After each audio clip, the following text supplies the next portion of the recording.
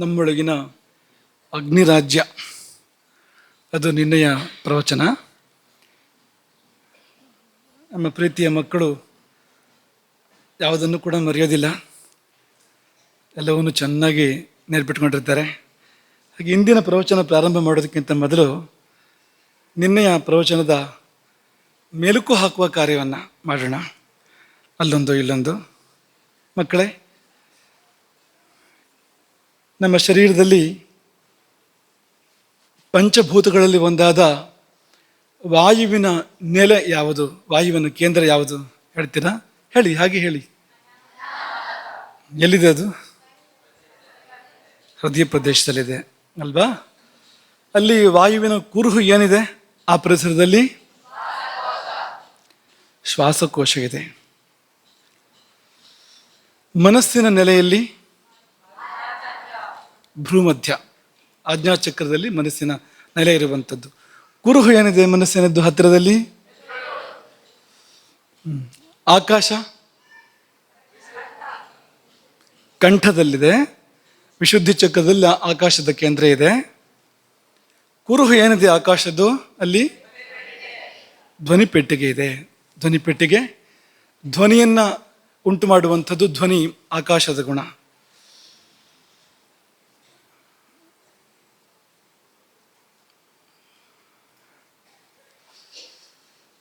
ಜಲದ ಕುರುಹು ಅದು ಎಲ್ಲಿದೆ? ಅದರ ಕುರುಹು ಯಾವುದು ಹೇಳ್ತೀರಾ?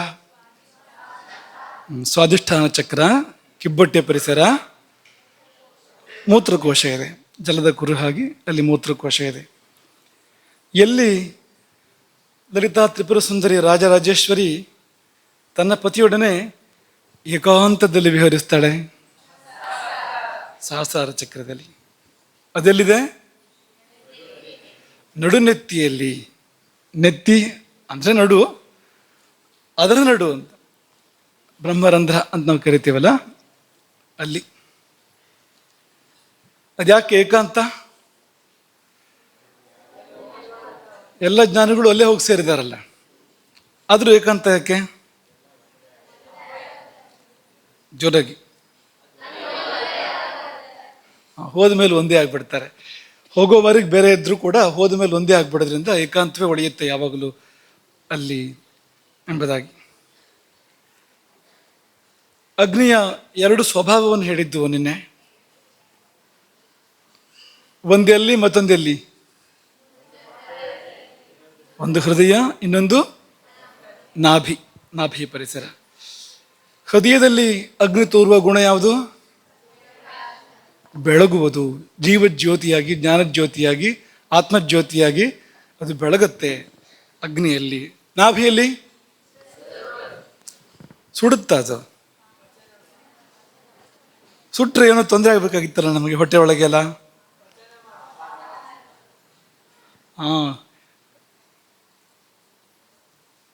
ಅದು ಸುಡೋದು ಹೋದಾದ ಕಾರಣವೇ ಶ್ಲೇಷ್ಮ ಧಾತು ಲೋಳಿಯ ದ್ರವವನ್ನು ಸ್ರವಿಸಿ, ಆ ಕರುಳಿನ ಗೋಡೆಗಳಲ್ಲಿ ಲೋಳಿಯ ದ್ರವವನ್ನು ಸ್ರವಿಸಿ ಸುಡದಂತೆ, ಕರುಳು ಸುಡದಂತೆ ರಕ್ಷಣೆ ಮಾಡ್ತಿದೆ. ಕಾರಣ ಏನಂದರೆ ಸುಡುವ ಸ್ವಭಾವ ಇದೆ ಅನ್ನುವುದೇ ಅದರ ಮೂಲ ಕಾರಣ.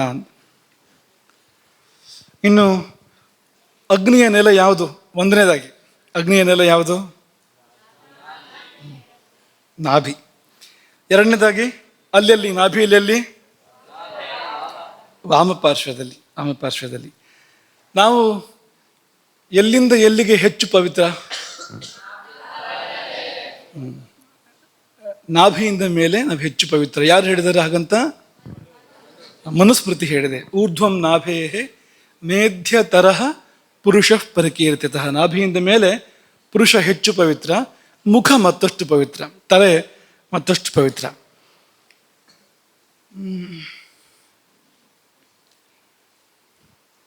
ನಾಭಿಯ ಎಡಭಾಗದಲ್ಲಿ ಅಗ್ನಿ ಇದೆ. ಅಲ್ಲೆಲ್ಲಿ? ಕೊಂಚ ಮೇಲೆ, ಕೊಂಚ ಮೇಲೆ. ಭಾವಪ್ರಕಾಶದ ಶ್ಲೋಕ ಹೇಳಿದ್ವಲ್ವಾ ನಿಮಗೆ? ವಾಮದಿಶಾಯ ಮನಲೋ ನಾಭೇರೂರ್ಧ್ವೇಸ್ತಿ ಜಂತು ನಾಂ. ನಾಭಿಗಿಂತ ಕೊಂಚ ಮೇಲಕ್ಕೆ ಎಡಭಾಗದಲ್ಲಿ ಅಗ್ನಿ ನೆಲೆಸಿದೆ. ಹಾಗಾಗಿ ಏನು ಮಾಡಬೇಕು ನಾವು? ಎಡಮಗ್ಗಲಾಗಿ ಮಲಗಬೇಕು. ರಾತ್ರಿ ಮಲಗುವಾಗ ಎಡಮಗ್ಗುಲಾಗಿ ಮಲಗಬೇಕು. ತಸ್ಮಾತ್ತು ವಾಮಪಾರ್ಶ್ವೇ ಶಯೀತ ಭುಕ್ತ ಪ್ರಭಾಕಾರ್ಥಂ. ಯಾಕೆಂದರೆ ಅಗ್ನಿ ಸಾಯಂಕಾಲ ಕಡಿಮೆ ಇರ್ತದೆ, ಹಾಗಾಗಿ ಸ್ವಲ್ಪ ಕಡಿಮೆ ಊಟ ಮಾಡಬೇಕು ಸಾಯಂಕಾಲ, ಅಗ್ನಿ ಕಡಿಮೆ ಇರೋದ್ರಿಂದಾಗಿ. ಮಾತ್ರವಲ್ಲ, ನಾವು ಮಲಗುವ ಒಂದು ಅವಕಾಶ ಇರೋದ್ರಿಂದ ಸಾಯಂಕಾಲ ನಾವು ಎಡಮಗ್ಗುಲಾಗಿ ಮಲಗಿದರೆ ಅಗ್ನಿ ಊರ್ಧ್ವಮುಖವಾಗಿ ಜ್ವಲಿಸೋದ್ರಿಂದ ತಿಂದಿದ್ದು ಜೀರ್ಣ ಆಗೋದಕ್ಕೆ ಇನ್ನು ಹೆಚ್ಚಿನ ಒಂದು ಅವಕಾಶ ಇದೆ. ಅಲ್ಲಿ ನಾಭಿಯಲ್ಲಿ ಎಡಭಾಗದಲ್ಲಿ ಮೇಲೆ ಅಂದರೆ ಅಲ್ಲಿ ಅಗ್ನಿ ಇರುವಂಥದ್ದು. ಜ್ವರ ಹೇಳಿ. ಪಕ್ವಾಶಯ ಮತ್ತು ಆಮಾಶಯಗಳ ಮಧ್ಯದಲ್ಲಿ ಅಗ್ನಿ ಇದೆ. ಆಮಾಶಯ ಜಠರ, ಅದನ್ನು ಗ್ರಹಣಿ ಅಗ್ನ್ಯಾಶಯ ಎಂಬುದಾಗಿ ಕೂಡ ಕರೆದಿದ್ದಾರೆ.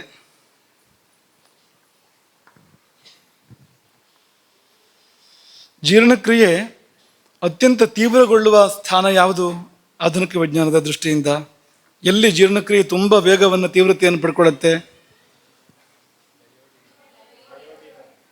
ಆಯುರ್ವೇದ ಯಾವುದನ್ನು ಅಗ್ನಿಸ್ಥಾನ ಅಂತ ಕರೆದಿದೆ, ಅಲ್ಲಿಯೇ ಆಧುನಿಕ ವಿಜ್ಞಾನದ ಪ್ರಕಾರ ತುಂಬ ಚುರುಕುಗೊಳ್ಳುತ್ತೆ ಜೀರ್ಣಕ್ರಿಯೆ. ಇದಿಷ್ಟು ನಿನ್ನೆಯ ವಿಷಯಗಳು. ಇವತ್ತಿನದಕ್ಕೆ ಮುಂದುವರಿಯೋಣ. ಅಗ್ನಿಯ ಅವಸ್ಥೆಗಳು ಮತ್ತು ನಮ್ಮ ದುರವಸ್ಥೆಗಳು. ಇಂದಿನ ವಿಷಯ ಅಗ್ನಿಗೆ ಬೇರೆ ಬೇರೆ ಅವಸ್ಥೆ ಬಂದಾಗ ನಮ್ಮ ಅವಸ್ಥೆ ಏನಾಗುತ್ತೆ ಅನ್ನೋದನ್ನು, ಅಗ್ನಿ ತೀಕ್ಷ್ಣವಾದರೆ ಏನು, ಮಂದವಾದರೆ ಏನು, ವಿಷಮವಾದರೆ ಏನು, ಅತ್ಯಗ್ನಿ ಅಂತ ಕರೆಸ್ಕೊಂಡ್ರೆ ಏನು ಅನ್ನೋದನ್ನು ವಿಚಾರ ಮಾಡೋಣ. ಮೊದಲು ಅದಕ್ಕಿಂತ ಮುಂಚಿತವಾಗಿ ಅಗ್ನಿಯ ಪ್ರಮಾಣದ ಬಗ್ಗೆ ಒಂದು ಮಾತು ಬೇಲ ಸಂಹಿತೆಯಲ್ಲಿದೆ, ಅದನ್ನು ಹೇಳಿ ಮುಂದುವರಿತೇವೆ. ಎಷ್ಟು ಪ್ರಮಾಣ ಅಗ್ನಿ ಇದ್ದು ಎಷ್ಟು ದೊಡ್ಡದಾಗಿರುತ್ತೆ ಅಗ್ನಿ ಅನ್ನೋದನ್ನು, ಅಗ್ನಿ ಚೈತನ್ಯ ಅದರ ದೈವಿಕ ಗಾತ್ರವನ್ನು ಹೇಳ್ತಾ ಇದ್ದಾರೆ ಅವರು. ಎಷ್ಟು ಅನ್ನೋದನ್ನು ಬೇಲ ಸಂಹಿತೆ ಹೇಳುತ್ತೆ. ಸ್ಥೂಲ ಕಾಯೇಶು ಸತ್ವೇಶು ಯಾವಮಾತ್ರ ಪ್ರಮಾಣತಃ. ಈ ಯಾವ ಪ್ರಾಣಿ, ಯಾವ ಜೀವಜಂತು ತುಂಬ ದೊಡ್ಡ ಆಕಾರದಿದೆಯೋ ಅದರಲ್ಲಿ ಯವ ಅಂದರೆ ಆ ಬಾರ್ಲಿ ಕಾಳು ಅಂತ ನಾವು ಕರಿಬೋದು, ಅದರ ಗಾತ್ರದಷ್ಟು ಅಗ್ನಿ ಇರುತ್ತೆ. ಅದು ಇನ್ನೊಂಚೂರು ಉದ್ದ ಇರ್ತಿತ್ತು ಹಿಂದಿನ ಕಾಲದಲ್ಲಿ. ಹಳೆ ಗ್ರಂಥಗಳ ವರ್ಣನೆ ಗಮನಿಸಿದ್ರೆ ಸಪೂರ ಉದ್ದ ಅನ್ನೋದನ್ನು ಅದು ಹೇಳ್ತಾ ಇದೆ. ಇವತ್ತು ಸ್ವಲ್ಪ ಆ ಥರ ಕಾಣ್ತಾ ಇಲ್ಲ ನಾವು ಬಾರ್ಲಿಯನ್ನು. ಆ ಬಾರ್ಲಿಯ ಕಾಳಿನಷ್ಟು ಗಾತ್ರದಲ್ಲಿ ಯವಧಾನ್ಯ, ಯವೋಸಿ ಧಾನ್ಯ ರಾಜೋಸಿ, ಅದರ ಗಾತ್ರದಲ್ಲಿ ಅಗ್ನಿ ಇರುತ್ತೆ. ಯಾವ ಪ್ರಾಣಿಗಳಲ್ಲಿ ಅಂದರೆ ಸ್ಥೂಲಕಾಯೇಶು, ತುಂಬ ದೊಡ್ಡ ಗಾತ್ರದ ಪ್ರಾಣಿಗಳಲ್ಲಿ ಅಥವಾ ಜೀವಜಂತುಗಳಲ್ಲಿ. ಹ್ರಸ್ವಕಾಯೇಶು, ಚಿಕ್ಕ ಗಾತ್ರದ ಪ್ರಾಣಿಗಳಲ್ಲಿ ಅಂದರೆ ತ್ರುಟಿ ಮಾತ್ರ ಪ್ರಮಾಣತಃ ಇಷ್ಟೇ ಇರುತ್ತೆ ಅಗ್ನಿ. ಇಷ್ಟು ಕೆಲಸ ಮಾಡುತ್ತೆ, ಆದರೆ ಇಡೀ ಜೀವನವನ್ನೇ ನಡೆಸುತ್ತೆ. ಇರೋದೆಷ್ಟು ಅಂದರೆ ಇಷ್ಟೇ, ಒಂದು ತ್ರುಟಿ. ಮೂರ್ತಿ ಚಿಕ್ಕದಾದರೂ ದೊಡ್ಡದು ಕೀರ್ತಿ. ಇನ್ನು ಕ್ರಿಮಿಕೀಟ ಪತಂಗೇಶು ವಾಯುಮಾತೃವ ತಿಷ್ಠತಿ. ಕ್ರಿಮಿಕೀಟ ಪತಂಗ ತುಂಬ ಚಿಕ್ಕದಿರುತ್ತಲ್ಲ, ಬಾರ್ಲಿ ಕಾಳಿನಷ್ಟೇ ಗಾತ್ರದ ಕ್ರಿಮಿಕೀಟ ಪತಂಗಗಳು ದೊಡ್ಡ ಸಣ್ಣ ಅದರಲ್ಲೇ ಇರ್ತಾವಲ್ಲ, ಅವುಗಳಿಗೆ ಎಷ್ಟು ಪ್ರಮಾಣ ಅಂದರೆ ಗಾಳಿ ಎಷ್ಟು ಪ್ರಮಾಣ ಅಂತ. ಅಂದರೆ ಗಾಳಿಗೆ ಏನು ಪ್ರಮಾಣ ಹಿಡ್ಕೊಳಕ್ಕಾಗತ್ತಾ ಗಾಳಿ? ನೀನು ತುಂಬ ಚಿಕ್ಕದಾಗಿದೆ ಅಂತ ನಮ್ಗೆ ಹೇಳೋಕ್ಕಾಗದೇ ಇರೋಷ್ಟು ಚಿಕ್ಕದಾಗಿದೆ ಅಂತ ಅನ್ನೋದಕ್ಕೆ ಗಾಳಿ ಎಷ್ಟು ಅನ್ನೋ ಮಾತನ್ನು ಹೇಳಿದ್ದಾರೆ. ಇದು ಅಗ್ನಿಯ ಪ್ರಮಾಣ, ಆದರೆ ಕಾರ್ಯ ಮಾತ್ರ ಅತ್ಯದ್ಭುತವಾಗಿರುವಂಥದ್ದು ಅಗ್ನಿ ಮಾಡುವಂಥದ್ದು. ಇದನ್ನೆಲ್ಲ ಗುರುತಿಸಿದ್ದಾರೆ ನಮ್ಮ ಪೂರ್ವಜರು. ಅದು ಯಾವ ಕಣ್ಣಿಂದ ನೋಡಿದರೋ, ಹೇಗೆ ಇದನ್ನೆಲ್ಲ ನಿರೂಪಣೆ ಮಾಡಿದರೋ ಅದು ಧನ್ವಂತರಿಯೇ ಬಲ್ಲ. ಆದರೆ ಇದೆಲ್ಲವನ್ನು ಕೂಡ ಅವರು ಮಾಡಿದ್ದಾರೆ. ನಮಗೆ ಓದೋ ಕೆಲಸವನ್ನು ಇಟ್ಟಿದ್ದಾರೆ, ಮತ್ತು ಸಾಧನೆ ಮಾಡೋ ಕೆಲಸವನ್ನು ಇಟ್ಟಿದ್ದಾರೆ. ಮತ್ತೆ ನಾವು ಅದನ್ನು ಕಂಡುಕೊಳ್ಬೇಕು ಸಾಧನೆ ಮಾಡಿ. ಅಷ್ಟನ್ನು ಮಾತ್ರ ನಮಗವರು ಉಳಿಸಿದ್ದಾರೆ. ಈಗ ಅಗ್ನಿ 4 ವಿಧ ಅರ್ಥ ಮಾಡ್ಕೊಳ್ಳೋಕ್ಕಿಂತ ಮುಂಚೆ ಬೇರೆ ಬೇರೆ ಉದಾಹರಣೆಗಳನ್ನು ಸುಮ್ಮನೆ ಗಮನಿಸೋಣ, ಸುಲಭ ಆಗತ್ತೆ. ಪ್ರತಿದಿನ ನಿಮಗೆ ಶ್ಲೋಕ ಹೇಳೋದು, ಅರ್ಥ ಹೇಳೋದು, ಅದು ಇದು ಮಾಡ್ತಾ ಇದ್ದೀವಿ. ಒಂಚೂರು ಸ್ವಲ್ಪ ಆರಾಮಾದ ದಾರಲ್ಲಿ ಇವತ್ತು ಹೋಗೋದಾದರೆ, ಈಗ ಅಡುಗೆ ಮಾಡೋರಲ್ಲಿ 4 ವಿಧ ಇರುತ್ತೆ ಅಂತ. ಕೆಲವರು ಉಪ್ಪು ಜಾಸ್ತಿ ಹಾಕ್ತಾರೆ, ಚಿಟಿಕೆ ಮುಷ್ಟಿ ಹಾಕ್ಬಿಡ್ತಾರೆ ಅಂತ ಅಂದ್ಕೊಳ್ಳಿ. ಅಷ್ಟೆಲ್ಲ ಹಾಕೋದಿಲ್ಲ, ಆದರೂ ಹಾಕಿದರೆ ಏನು ಅಂತ ಯೋಚನೆ ಮಾಡ್ಕೊಳ್ಳಿ. ಈಗ ಅಡುಗೆ ನಿಮ್ಮ ಮುಂದೆ ಬಂದಿದೆ, ಅಲ್ಲಿ 4 ವಿಧದಲ್ಲಿ ಮೊದಲನೇ ವಿಧ ಚಿಟಿಕೆ ಬೀಳೋ ಅಲ್ಲಿ ಮುಷ್ಟಿ ಬಿದ್ದಿದೆ ಉಪ್ಪು. ಅದು ಹೇಗಿರುತ್ತೆ? ಏನು ಸವಿ ಅಲ್ವಾ? ಇನ್ನೊಂದು ವಿಧ, ಉಪ್ಪೇ ಇಲ್ಲ, ಚೂರು ಹೋದು ಅಲ್ಲೋ ಅನ್ನೋ ಹಾಳಾಗಿದ್ದು ಸ್ವಲ್ಪ ಉಪ್ಪಿದೆ, ಅದೆಷ್ಟು ರುಚಿಯಾಗಿರುತ್ತೆ. ಮೂರನೇದು ಅಡುಗೆಯವರ ಬಗ್ಗೆ. ಇದು ಒಂದೊಂದು ಸಾರಿ ಒಂದೊಂದು ರೀತಿ. ಇವತ್ತು ಜಾಸ್ತಿ ಹಾಕ್ತಾರೆ, ನಾಳೆ ಕಡಿಮೆ ಹಾಕ್ತಾರೆ. ತುಂಬ ಪ್ರೀತಿಯ ನಿಮಗೆ ಇಂಥ ಅಡುಗೆಯವರು? ಅಥವಾ ಈಗ ಆ ಪದಾರ್ಥದಲ್ಲೇನೆ ಸರಿಯಾಗಿ ಕಲಿಸ್ತಾ ಇದ್ದಿದ್ರಿಂದಾಗಿ ಎಲ್ಲೋ ಒಂದು ಕಡೆ ಉಪ್ಪು ಜಾಸ್ತಿ, ಮತ್ತೆಲ್ಲೋ ಒಂದು ಕಡೆ ಉಪ್ಪು ಕಡಿಮೆ ಅಂತಾಗತ್ತೆ. ಆಗ ಕೊನೆಯದು ರುಚಿಗೆ ತಕ್ಕಷ್ಟು. ಯಾವುದು ನೀವು ಇದ್ರಲ್ಲಿ ಆಯ್ಕೆ ಮಾಡ್ತೀರಿ? ಯಾವ್ದಾಗ್ಬೋದು ನಿಮಗೆ? ರುಚಿಗೆ ತಕ್ಕಷ್ಟು ಆಗ್ಬೋದಲ್ವಾ? ಎಷ್ಟು ಬೇಕೋ ಅಷ್ಟು, ಹೆಚ್ಚು ಅಲ್ಲ ಕಡಿಮೆನೂ ಅಲ್ಲ. ಕಡಿಮೆ ಆದ್ರೂ ತೊಂದರೆ, ಹೆಚ್ಚಾದ್ರೂ ತೊಂದರೆ ಅಲ್ವಾ? ಖಾರ ಉದಾಹರಣೆಗೆ, ಕೆಲವು ಸಾರಿ ಖಾರ ಹಾಕಿದ್ರೆ ಹೇಗಿರುತ್ತೆ ಅಂದ್ರೆ ಕಿವಿಲಿ ಹೊಗೆ ಬರುತ್ತೆ, ಕಣ್ಣಲ್ಲಿ ನೀರು ಬರುತ್ತೆ. ಇದಾಗ್ಬೋದಾ? ಚೆನ್ನಾಗಿದೆ ಇದು. ಇನ್ನು ಕೆಲವು ಹಳ್ಳಿಗಳ ಶಬ್ದ ಇದೆ, ಚಪ್ಪೆ ಚಾರು ಅಂತ. ಅಂದ್ರೆ ತುಂಬಾ ಸಪ್ಪೆ ಅಂತ ಅನ್ನೋದಕ್ಕೆ ಆ ಶಬ್ದಕ್ಕೆ ಅರ್ಥ ಹುಡುಕ್ಬೇಡಿ. ಚಾರು ಅಂದ್ರೆ ತುಂಬಾ ಸುಂದರ ಅಂತ ಸಂಸ್ಕೃತದಲ್ಲಿ ಅರ್ಥ ಅದಕ್ಕೆ. ಆದ್ರೆ ಚಾ ಬೇಕು ಅಂತ, ಚಾ ಬೇಕು ಅಂದ್ರೆ ಊಟ ಆದ್ಮೇಲೆ ಕುಡಿಯೋ ಚಹಾ ಅಲ್ಲ, ಕುಡಿಬಾರ್ದ ಚಹಾ ಅಲ್ಲ ಇದು. ಚಕಾರ, ಅದು ಪ್ರಾಸ ಬರಬೇಕು ಅಂತ ಚಪ್ಪೆ ಚಾರು ಅಂತ ಹೇಳ್ತಾರೆ. ತುಂಬಾ ಸಪ್ಪೆ ಅಂತ, ಖಾರ ಕಡಿಮೆ ಇದೆ. ಒಂದೊಂದು ಸಾರಿ ಒಂದೊಂದು ರೀತಿ ಖಾರ. ಹದವಾದ ಪ್ರಮಾಣ, ಯಾವುದನ್ನು ಇಷ್ಟಪಡ್ತೇವೆ ನಾವು? ಹದವಾದ ಪ್ರಮಾಣ.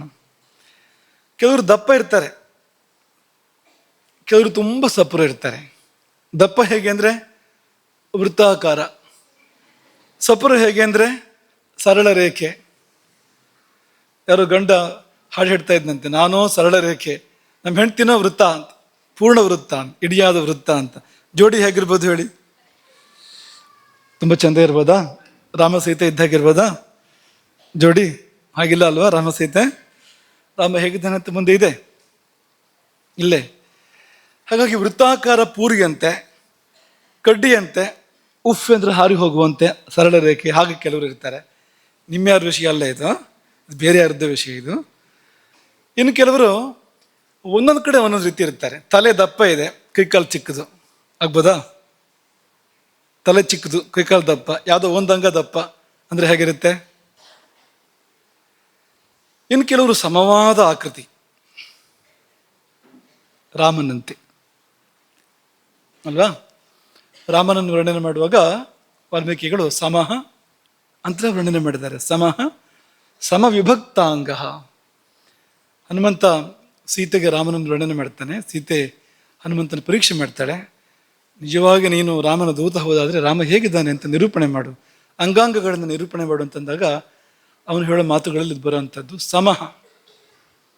ಕೂಡಲೇ ಅನಿಸುವಂಥ ಒಂದು ಭಾವ ಅದು ಅಂತ. ಸಮಃ ಅಂತ ನೋಡಿದ್ರೆ ಎಲ್ಲ ಸಮ, ಯಾವುದು ಹೆಚ್ಚಿಲ್ಲ, ಯಾವುದು ಕಡಿಮೆ ಇಲ್ಲ. ಇಡೀ ದೇಹದಲ್ಲಿ ಯಾವುದು ಹೆಚ್ಚಿಲ್ಲ, ಯಾವುದು ಕಡಿಮೆ ಇಲ್ಲ. ಸಮಃ ಸಮವಿಭಕ್ತ ಅಂಗ. ಅಂಗಾಂಗಗಳೆಲ್ಲ ಸರಿಯಾಗಿ ವಿಭಕ್ತ ಆಗಿದೆ. ತುಂಬ ಉಬ್ಬಿಕೊಂಡ್ರೆ ಎಲ್ಲಿ ಮುಖ ಮುಗಿತೋ, ಗಂಟ್ಲು ಎಲ್ಲಿಂದ ಶುರುವಾಯಿತೋ, ಗಂಟ್ಲು ಎಲ್ಲಿ ಮುಗಿದು ಹೊಟ್ಟೆ ಶುರುವಾಯ್ತು, ಎದೆ ಶುರುವಾಯಿತು ಅಂತ ಗೊತ್ತೇ ಆಗೋದಿಲ್ಲ. ತುಂಬ ಉಬ್ಬಿಕೊಂಡ್ರೆ ಏನಾಗುತ್ತೆ ಅಂದರೆ ಎಲ್ಲಿಂದ ಎದೆ ಎಲ್ಲಿಂದ ಹೊಟ್ಟೆ ಅಂತಲೂ ಗೊತ್ತಾಗೋದಿಲ್ಲ ಅಂತ. ಹಾಗಲ್ಲ ಅಂತ, ಪೂರ್ತಿಯಾಗಿ ವಿಭಾಗ ಇದೆ. ಅಂಗಾಂಗಗಳು ಸ್ಪಷ್ಟವಾಗಿ ವಿಭಕ್ತವಾಗಿ ತಮ್ಮ ತಮ್ಮ ಗಾತ್ರ, ದಪ್ಪ, ವರ್ಣ ಎಲ್ಲವನ್ನೂ ಹೊಂದಿಕೊಂಡಿವೆ. ಸಮವಿಭಕ್ತ ಅಂಗ ಅಂತ ಕರೀತಾರೆ ಅದನ್ನು.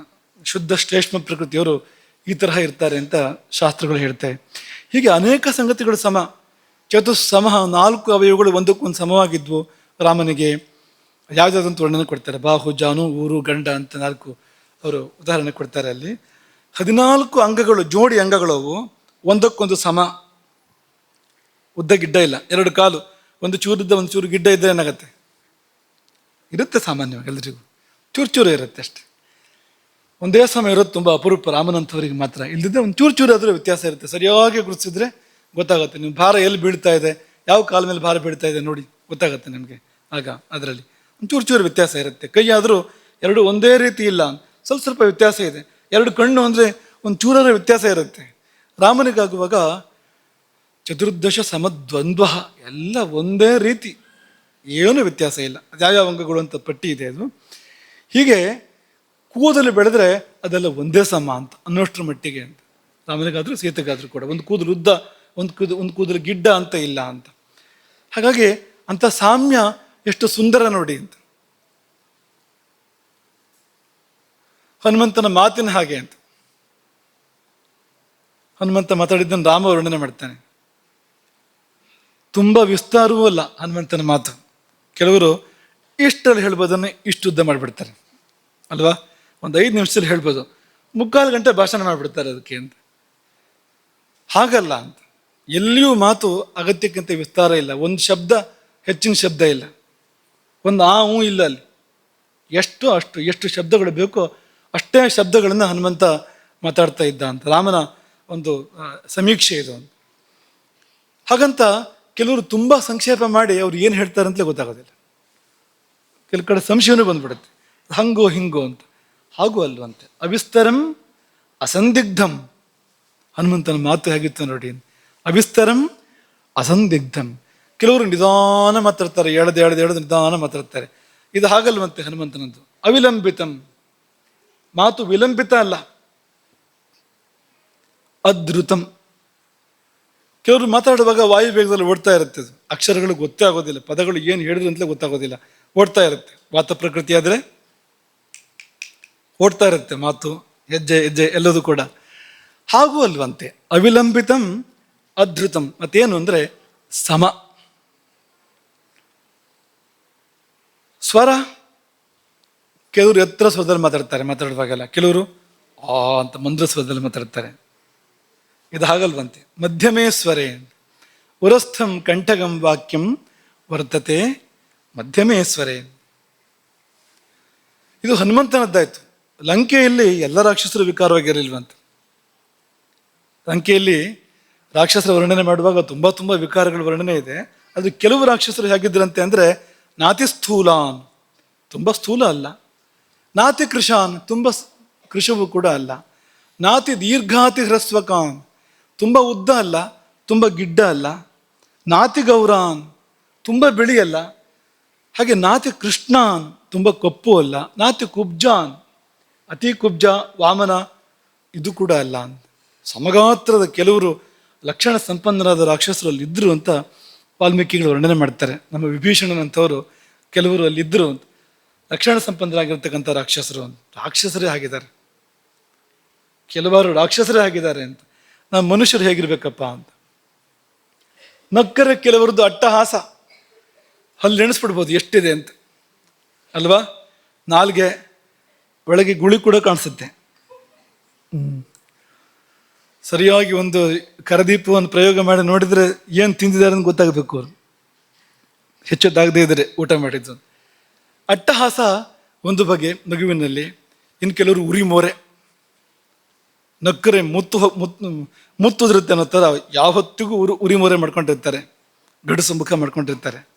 ಇಷ್ಟ ಆಗ್ತಾರೆ ನಿಮಗೆ ಇವರು?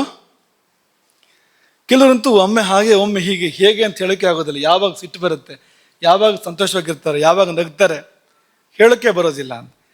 ನಾವು ಅವರ ನಗು ನಿರೀಕ್ಷೆ ಮಾಡುವಂಥ ತಮಾಷೆ ಮಾಡಿದರೆ ಬ್ರಹ್ಮಾಂಡ ಕೋಪ ಬಂದ್ಬಿಡುತ್ತೆ ಅವ್ರಿಗೆ, ಕಚ್ಚೋಕೆ ಬರ್ತಾರೆ ಸೀದಾ ಅಲ್ವಾ. ಹೇಗಿರ್ತಾರೆ ಅಂತ. ಕೆಲವು ಸಾರಿ ನಮಗೆ ಮನಸ್ಸು ಚೆನ್ನಾಗಿರೋದಿಲ್ಲ, ಅವರು ತಮಾಷೆ ಮಾಡ್ತಾ ಇರ್ತಾರೆ, ನಗ್ತಾ ಇರ್ತಾರೆ, ಅವರು ನಮಗೆ ಹೆಚ್ಚಾಗತ್ತೆ. ಹೇಗಿರ್ತಾರೆ ಕೆಲವರು ಅಂತ, ಒಮ್ಮೆ ಹಾಗೆ ಒಮ್ಮೆ ಹೀಗೆ. ಇದು 3 ಬಗೆಯ ನಗುಗಳು: ಅಟ್ಟಹಾಸ, ಅಹಾಸ, ವಿಷಮಹಾಸ, ಹಾಗೆ ಇನ್ನೊಂದು ಮಂದಸ್ಮಿತ. ಸ್ಮಿತವಿರಲಿ ವದನದಲ್ಲಿ, ಕಿವಿಗೆ ಕೇಳಿಸದಿರಲಿ ಅಂಥದ್ದು. ಹಲ್ಲು ಕಾಣಬಾರ್ದು, ಕಿವಿಗೆ ಕೇಳಬಾರ್ದು ನಕ್ಕಿದ್ದು ಅಂತ. ಯಾರು ಆ ಥರ ನಗೋರು? ರಾಮನದು ಮಂದಸ್ಮಿತವೇ ಪ್ರಖ್ಯಾತ ಅಂತ. ಎಲ್ಲೂ ಅತಿ ಇಲ್ಲ ರಾಮ ಅಂದರೆ. ಹಾಗೆ ಯಾವುದೂ ಹೆಚ್ಚಲ್ಲ, ಯಾವುದೂ ಕಡಿಮೆನೂ ಅಲ್ಲ ಅಂಥದ್ದದು. ಲಲಿತಾ ತ್ರಿಪುರ ಸುಂದರಿಯ ನಗುವನ್ನು ವರ್ಣನೆ ಮಾಡಿದ್ದಾರೆ ನೋಡಿ. ಮಂದಸ್ಮಿತ ಪ್ರಭಾಪೂರ ಮಜ್ಜತ್ ಕಾಮೇಶ ಮಾನಸ. ಆಕೆಯ ಮಂದಸ್ಮಿತದಿಂದ ಒಂದು ಪ್ರಭೆಯ ಪ್ರವಾಹ ಹೊರಹೊಮ್ಮಿದೆಯಂತೆ. ಮುಗುಳ್ನಗುವಿನಿಂದ ಒಂದು ಪ್ರಭೆಯ ಪ್ರವಾಹ ಹೊರಹೊಮ್ಮಿದೆ. ಅದರಲ್ಲಿ ಕಾಮೇಶ್ವರನ ಮನಸ್ಸು ಮುಳುಗಿದೆ. ಯಾವುದರಲ್ಲಿ? ಕಾಮೇಶ್ವರಿಯ ಮುಗುಳ್ನಗುವಿನಿಂದ ಹೊರಹೊಮ್ಮಿದ ಪ್ರವಾಹ, ಬೆಳಕಿನ ಹೊಳೆ, ಅಲ್ಲಿ ಕಾಮೇಶನ ಮನಸ್ಸು ಮುಳುಗಿದೆ. ಅಂದರೆ ಹೇಗಿರ್ಬೇಕು ಅವಳ ಮಂದಸ್ಮಿತ? ಎಷ್ಟು ಬಿಳುಪಾಗಿರ್ಬೇಕು, ಎಷ್ಟು ಹೊಳಪಾಗಿರ್ಬೇಕು ಅಂತ. ಅದು ಅಲ್ಲಿ ತೋರಿಸಿದ ಹೊಳಪು ಅದು. ನೀವು ದೇವತೆಗಳ ವಿಗ್ರಹ ನೋಡಿ, ದೇವತೆಗಳ ವಿಗ್ರಹ, ಎಲ್ಲ ವಿಗ್ರಹಗಳಲ್ಲಿ, ಹೆಚ್ಚಿನ ವಿಗ್ರಹಗಳಲ್ಲಿ ನಗು ಇರುತ್ತೆ ಮುಖದಲ್ಲಿ. ಇದಕ್ಕೆ ಅಪವಾದ ಇದೆ, ಆದರೆ ಹೆಚ್ಚಿನ ವಿಗ್ರಹಗಳಲ್ಲಿ ನಗು ಇರುತ್ತೆ. ಎಂಥ ನಗು ಅದು ಅಂದರೆ ಮಂದಸ್ಮಿತ. ನಿತ್ಯ ಪೂಜೆ ಮಾಡ್ತೇವಲ್ಲ ರಾಮದೇವರು, ಮುಖ ನೋಡಿ, ನೀವು ಸೀತೆ ಮುಖ ನೋಡಿ, ಮಂದಸ್ಮಿತ ಇದೆ ಅಲ್ಲಿ. ಹಲ್ಲು ಕಾಣುವ ಹಾಗಲ್ಲ, ಅಟ್ಟಹಾಸ ಅಲ್ಲ ಅದು. ಬಿಗಿ ಒಣ ಮುಖವೂ ಕೂಡ ಅಲ್ಲ ಅದು, ಮಂದಸ್ಮಿತ ಅಂತ. ಒಳಗೇನೋ ಆನಂದದ ಅನುಭೂತಿ ಆಗ್ತಾ ಇದೆ ಅಂತರಾಳದಲ್ಲಿ. ಅದು ನಗುವಿನ ರೂಪದಲ್ಲಿ ವ್ಯಕ್ತ ಆಗ್ತಾ ಇದೆ. ಸಮಾಧಿಯ ಅಂತರ ಆನಂದದ ಅಭಿವ್ಯಕ್ತಿ ಆ ಮುಗುಳ್ನಗು, ಮಂದಸ್ಮಿತ ಎನ್ನುವಂಥದ್ದು. ಇಲ್ಲೆಲ್ಲ ಆ ನಗುವಿನ ಸಮತ್ವವನ್ನು ಕಾಣ್ತೇವೆ ನಾವು. ಎಲ್ಲಿ ಹೋದ್ರೂ ಕೂಡ ಆ ಸಮತ್ವಕ್ಕೊಂದು ಮಹತ್ವ ಇದೆ ನೋಡಿ. ಹಾಗೆ ಇನ್ನು ಕೊನೆಯದೊಂದು ಉದಾಹರಣೆ, ಇಷ್ಟೆಲ್ಲ ಬೇಡ ನಿಜವಾಗಿ ಕೂಡ, ಆದರೆ ನಿಮ್ಮ ಜೊತೆ ಸ್ವಲ್ಪ ಸಮಯ ಈ ಥರ ಕಳೆಯೋಣ ಅನ್ನೋ ಕಾರಣಕ್ಕೆ ನಾವು ಇದನ್ನು ಹೇಳ್ತಾ ಇರುವಂಥದ್ದು. ಊರುಗಳಲ್ಲಿ 4 ವಿಧ ಉರಿ ಸೆಕೆಯ ಊರುಗಳು. ಉದಾಹರಣೆಗೆ ಗೋಕರ್ಣವೇನಾ? ಛೇ ಇನ್ನೂ ತುಂಬ ಇದಕ್ಕಿಂತ ಜಾಸ್ತಿ ಸೆಕೆಯ ಊರುಗಳಿದ್ದಾವೆ. ಜೋಧಪುರವನ್ನು ಸೂರ್ಯನಗರಿ ಅಂತ ಕರೀತಾರೆ. ಹೆಸರೇನೋ ಅದ್ಭುತವಾಗಿದ್ದು, ಸೂರ್ಯನಗರಿ ಅಂದರೆ. ವಿಷಯ ಏನಪ್ಪ ಅಂದರೆ ವಿಪರೀತ ಸೆಕೆ ಅಂತ. 50 ಡಿಗ್ರಿವರೆಗೂ ಹೋಗುತ್ತೆ ಅಲ್ಲಿ, 50-52ವರೆಗೂ ಹೋಗುತ್ತೆ ಅನ್ನೋ ಕಾರಣಕ್ಕೆ ಅದನ್ನು ಸೂರ್ಯನಗರಿ ಅಂತ ಕರೀತಾರೆ. ನೀವು ಅಲ್ಲಿ ಒಂದು ಸ್ವಲ್ಪ ದಿವಸ ಇದ್ಕೊಂಡು ಬಂದರೆ ಗೋಕರ್ಣ ತಂಪು ಆಮೇಲೆ ಅಂತ. ಅದ್ರ ನಂತರ ಆಯಿತು. ಉರಿ ಸೆಕೆಯ ಊರುಗಳು, ಕಡು ಚಳಿಯ ಊರುಗಳು. ಯಾವುದು? ನಮ್ಮೂರು ಅಂತ ಹೇಳ್ಬೇಡಿ, ಕಡು ಚಳಿಯ ಊರುಗಳು. ಕೆಲವು ಊರು ಹೇಗಿರುತ್ತೆ ಅಂದರೆ ಸೆಕೆ ಹೆಚ್ಚಾಗಿಯೂ ಜನ ಸಾಯ್ತಾರೆ, ಚಳಿ ಹೆಚ್ಚಾಗಿಯೂ ಸಾಯ್ತಾರೆ. ಪ್ರತಿ ವರ್ಷ ಚಳಿಗೆ ಇಷ್ಟು ಬಲಿ, ಸೆಕೆಗೆ ಇಷ್ಟು ಬಲಿ, ಮಳೆ ಬಂದರೆ ಪ್ರವಾಹಕ್ಕೆ ಇಷ್ಟು ಬಲಿ ಅಂಥ ಊರುಗಳು ಇರ್ತವೆ. ನಮ್ಮ ದೇಶದಲ್ಲಿದ್ದಾವೆ ಅಂಥ ಊರುಗಳು. ಆದರೆ ಕೆಲವು ಊರುಗಳು ಸಮಶೀತೋಷ್ಣ. ಚಳಿಯು ತುಂಬ ಹೆಚ್ಚಿಲ್ಲ, ಮಿತಿಮೀರಿ ಇಲ್ಲ. ಸೆಕೆ ಕೂಡ ಮಿತಿಮೀರಿ ಸೆಕೆ ಇಲ್ಲ. ಎಷ್ಟು ಬೇಕು ಅಷ್ಟು, ರುಚಿಗೆ ತಕ್ಕಷ್ಟು ಅಂತ ಹೇಳಿದ್ರಲ್ಲ ಆ ತರಹ. ಯಾಕೆ ಇಷ್ಟೆಲ್ಲ ಹೇಳೋದು ಅಂದರೆ, ಎಲ್ಲಿಂದ ಎಲ್ಲಿಗೆ ಹೋದರೂ ಸಮತ್ವಕ್ಕೆ ಪ್ರಾಧಾನ್ಯ ಇದೆ. ಯಾವುದೇ ಪ್ರಮಾಣತಃ ಹೆಚ್ಚಾದರೂ ಕೂಡ ನಮಗೆ ತೊಂದರೆ ಮಾಡುತ್ತೆ, ಒಳ್ಳೇದು ಮಾಡೋದಿಲ್ಲ. ಹಣದ ಸಹಿತವಾಗಿ ಹೇಳ್ತಾ ಇರೋವಂಥದ್ದು. ಹಣ ಕೂಡ ಅದು ಜಾಸ್ತಿ ಆಯಿತು ಅಂದರೆ ತೊಂದರೆ ಮಾಡುತ್ತೆ. ಅದು ಕಡಿಮೆ ಆದರೂ ತೊಂದರೆಗಳಿದೆ. ನಾವು ಯಾವಾಗಲೂ ನೆನಪು ಮಾಡ್ಕೊಳ್ತಾ ಇರ್ತೀವಿ. ಹಣ ಕಡಿಮೆ ಆದರೆ ಹಾಹಾಕಾರ, ಹಸಿವು. ಹೆಚ್ಚಾದರೆ ಅಹಂಕಾರ ಅಲ್ವಾ? ಎರಡೂ ತೊಂದರೆ. ಹಾಹಾಕಾರವೂ ಬರಬಾರ್ದು ಜೀವನದಲ್ಲಿ, ಅಹಂಕಾರವೂ ಕೂಡ ಬರಬಾರ್ದು. ಯಾವುದು ಹೆಚ್ಚು ಆಪತ್ತು ಅಂತ ಹೇಳೋದೇ ಕಷ್ಟ ಅಂತ. ಎರಡು ಕೂಡ ಆಪತ್ತೆ ಅಂತ. ಹೊಟ್ಟೆಗೆಲ್ಲದೆ ಸಾಯುವಂತೆ ಆಗಬಾರ್ದು, ಹೊಟ್ಟೆಗೆ ಹೆಚ್ಚಾಗಿ ತೊಂದರೆ ಆಗಬಾರ್ದು, ಅಜೀರ್ಣ ಆಗಿ ಅನಾಹುತ ಆಗಬಾರದು ನೋಡಿ. ಹಾಗಾಗಿ ಎಲ್ಲವೂ ಕೂಡ ಜೀವನದಲ್ಲಿ ಸಮವಾಗಿರಬೇಕು. ಅದರಿಂದಲೇ ಗೀತೆಯಲ್ಲಿ ಕೃಷ್ಣ ಸಮತ್ವಂ ಯೋಗ ಉಚ್ಯತೆ. ಯೋಗ ಅನ್ನೋದಕ್ಕೆ ನೀವು ಸಾವಿರಾರು ಗ್ರಂಥಗಳನ್ನು ತಿರುವು ಹಾಕೋದು ಬೇಡ, ಕೋಟ್ಯಂತರ ಶಬ್ದಗಳು ಬೇಡ ಅದನ್ನ ಅರ್ಥ ಮಾಡ್ಕೊಳ್ಳೋದಕ್ಕೆ. ಯೋಗ ಅಂದ್ರೆ ಏನು ಅಂದರೆ ಇಡೀ ಜೀವನ ನೀವು ಕಷ್ಟಪಡೋದು ಬೇಡ. ಸಾಮಾನ್ಯತಃ ಅರ್ಥ ಮಾಡ್ಕೋಬೋದು ಯೋಗ ಅಂದ್ರೆ ಏನು ಅಂತ. ಸಾಮ್ಯವೇ ಯೋಗ. ಆಯುರ್ವೇದ ಏನು ಹೇಳಿದೆ ಈ ಕುರಿತು? ಆಯುರ್ವೇದದ ಉದ್ದೇಶ ಏನು? ಧಾತು ಸಾಮ್ಯ ಅಲ್ವಾ? ಅಲ್ಲೂ ಇದೆ ನೋಡಿ ಸಾಮ್ಯ ಶಬ್ದ, ಸಮತ್ವ. ಈ ಧಾತುಗಳು ಸಾಮ್ಯವನ್ನು ಹೊಂದಬೇಕು ಅಂತ ಆಯುರ್ವೇದ ಹೇಳಿದರೆ, ಯೋಗ ತ್ರಿಗುಣಗಳು ಸಾಮ್ಯವನ್ನು ಹೊಂದಬೇಕು ಅಂತ ಹೇಳುತ್ತೆ. ಸತ್ವರಜಸ್ತಮ ಗುಣಗಳು ಸಾಮ್ಯವನ್ನು ಹೊಂದಬೇಕು. ಎರಡು ಒಂದೇ ಅದು. ಇದೊಂದು ಭಾಷೆ, ಅದೊಂದು ಭಾಷೆ. ಇದೊಂದು ಪಂಥ, ಅದೊಂದು ಪಂಥ. ಪಂಥ ಅಂದರೆ ದಾರಿ. ಇದೊಂದು ದಾರಿ, ಅದೊಂದು ದಾರಿ. ಹೋಗಿ ಸೇರುವ ಗುರಿ ಒಂದೇ. ಅದೇ ಸ್ಥಾನಕ್ಕೆ ಹೋಗಿ ಎರಡೂ ಶಾಸ್ತ್ರಗಳು ಕೂಡ ಸೇರ್ತಾ ಇದ್ದಾವೆ. ಯಾವ ಸ್ಥಾನ ಅಂದರೆ ಸಾಮ್ಯ, ಸಾಮ್ಯದ ಸ್ಥಾನ ಅಂತ. ಹಾಗಾಗಿ ಎಲ್ಲವೂ ಹದಕ್ಕೆ ಬರಬೇಕು. ಎಲ್ಲವೂ ತನ್ನ ಮಿತಿಗೆ ಒಳಪಡಬೇಕು. ಮಿತಿ ಅಂದರೆ ಕಡಿಮೆ ಅಂತ ಅರ್ಥ ಅಲ್ಲ. ಮಿತಿ ಅಂದರೆ ಅಳತೆ ಅಂತ ಅರ್ಥ. ಕಡಿಮೆನೂ ಅಲ್ಲ, ಹೆಚ್ಚು ಅಲ್ಲ. ಎಷ್ಟಿರಬೇಕು ಅಷ್ಟು, ಹೇಗಿರ್ಬೇಕು ಹಾಗೆ. ಇದೇ ಮಿತಿ ಎನ್ನುವಂಥದ್ದು. ಈಗ ಮನೆಯಲ್ಲಿ ಬೆಂಕಿ, ಉದಾಹರಣೆಗೆ ನೀವು ಅಗ್ನಿ ಬಗ್ಗೆ ನಾವು ಮಾತಾಡ್ತಾ ಇದ್ದೇವಲ್ಲ, ಎಲ್ಲಿರಬೇಕು ಅಲ್ಲಿರಬೇಕು. ಹಳೆ ಕಾಲದ ಕಥೆ ಆದರೆ ಅದು ಬಚ್ಚಲು ಒಲೆಯಲ್ಲಿರಬೇಕು, ಅಡುಗೆ ಮನೆ ಒಲೆಯಲ್ಲಿರಬೇಕು ಅಲ್ವಾ. ಎಲ್ಲೆಲ್ಲೂ ಬೆಂಕಿ ಅಂತಂದರೆ ಭಾಗ್ಯವಾದ. ಒಲೆಯಲ್ಲಿ ಎಷ್ಟು ಉರಿಬೇಕು ಅಷ್ಟು ಉರಿಬೇಕು. ಅಟ್ಟಕ್ಕೆ ತಾಗಿ ಉರಿದ್ರೆ ಒಳ್ಳೇದದು. ಆರಿ ಹೋದರೆ ಅದು ಒಳ್ಳೇದಲ್ಲ. ನೋಡಿ, ನೀವು ಮಕ್ಕಳು ನಿತ್ಯ ಸ್ನಾನ ಮಾಡ್ತೀರಿ, ನೀರು ಜಾಸ್ತಿ ಬಿಸಿಯಾದರೆ ಹೇಗಾಗತ್ತೆ? ತಣ್ಣೀರಾದರೆ ಹೇಗಾಗತ್ತೆ? ಒಂದು ದಿವಸ ಬಿಸಿನೀರು, ಒಂದು ದಿವಸ ತಣ್ಣೀರು, ಇದು ಹೇಗಾಗತ್ತೆ? ಅಥವಾ ಒಂದು ಅರ್ಧ ಬಿಸಿನೀರು ಸ್ನಾನ ಮಾಡೋ ಹೊತ್ತಿಗೆ ಖರ್ಚಾಗೋಯ್ತು, ಆಮೇಲೆ ತಣ್ಣೀರು ಸ್ನಾನ ಅಂದರೆ ಹೇಗಾಗತ್ತೆ ಅಲ್ವಾ? ಇಷ್ಟೇ ವಿಷಯ ಅಂತ, ಬೇರೆ ಏನೂ ಇಲ್ಲ. ಇಷ್ಟೇ ವಿಷಯ. ನೀವು ಅಡುಗೆ ಮಾಡುವಾಗ, ಪದಾರ್ಥವನ್ನು ಬೇಯಿಸುವಾಗ ಅದು ಬೆಂಕಿ ಜಾಸ್ತಿ ಆದರೆ ಏನಾಗುತ್ತೆ?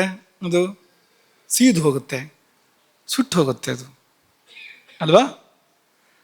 ಬೆಂಕಿನ ಇಲ್ಲದೆ ಇದ್ದರೆ ಸರಿಯಾಗಿ ಬೇಯೋದೇ ಇಲ್ಲ, ತಿನ್ನಲು ರುಚಿಯಲ್ಲ ಅದು.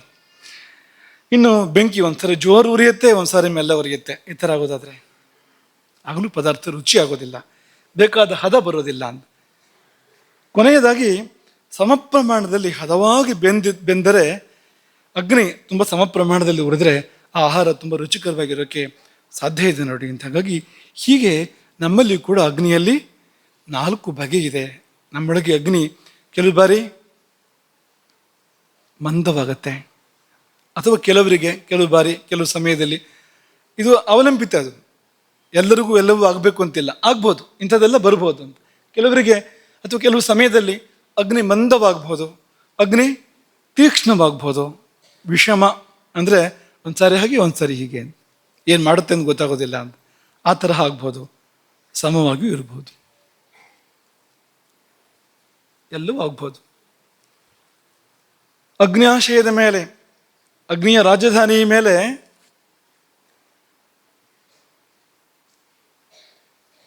ಕಫದ ದಾಳಿ ಆದರೆ ಅದು ಮಂದಾಗತ್ತೆ.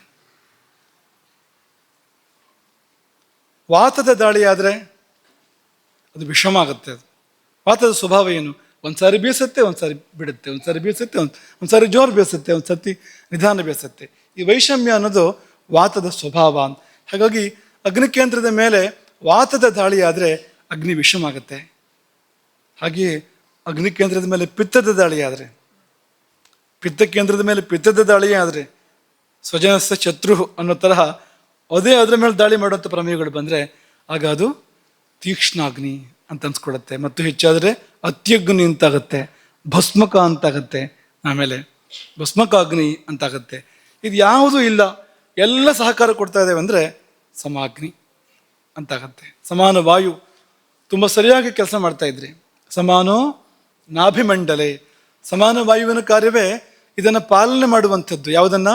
ಅಗ್ನಿಯನ್ನು ಪಾಲನೆ ಮಾಡುವಂಥದ್ದು. ಪ್ರಾಣಾಪಾನಗಳು ಅಗ್ನಿಯನ್ನು ಉರಿಸ್ತವೆ, ಸಮಾನ ಅದನ್ನು ಪಾಲಿಸ್ತದೆ, ನೋಡ್ಕೊಳ್ತದೆ. ಅದನ್ನು ಸಮಾನ ಸರಿಯಾಗಿ ನೋಡ್ಕೊಳ್ತಾ ಇದ್ರೆ, ಸಮಾನವನ್ನು ನಾವು ಸರಿಯಾಗಿ ಇಟ್ಟಿದ್ರೆ ಆಗ ಏನಾಗ್ತಾನೆ ಮನುಷ್ಯ ಅಂದರೆ ಸಮಾಗ್ನಿ ಆಗ್ತಾನೆ. ಅವನ ಅಗ್ನಿ ಅದು ಹೆಚ್ಚು ಅಲ್ಲ, ಕಡಿಮೆಯೂ ಅಲ್ಲ.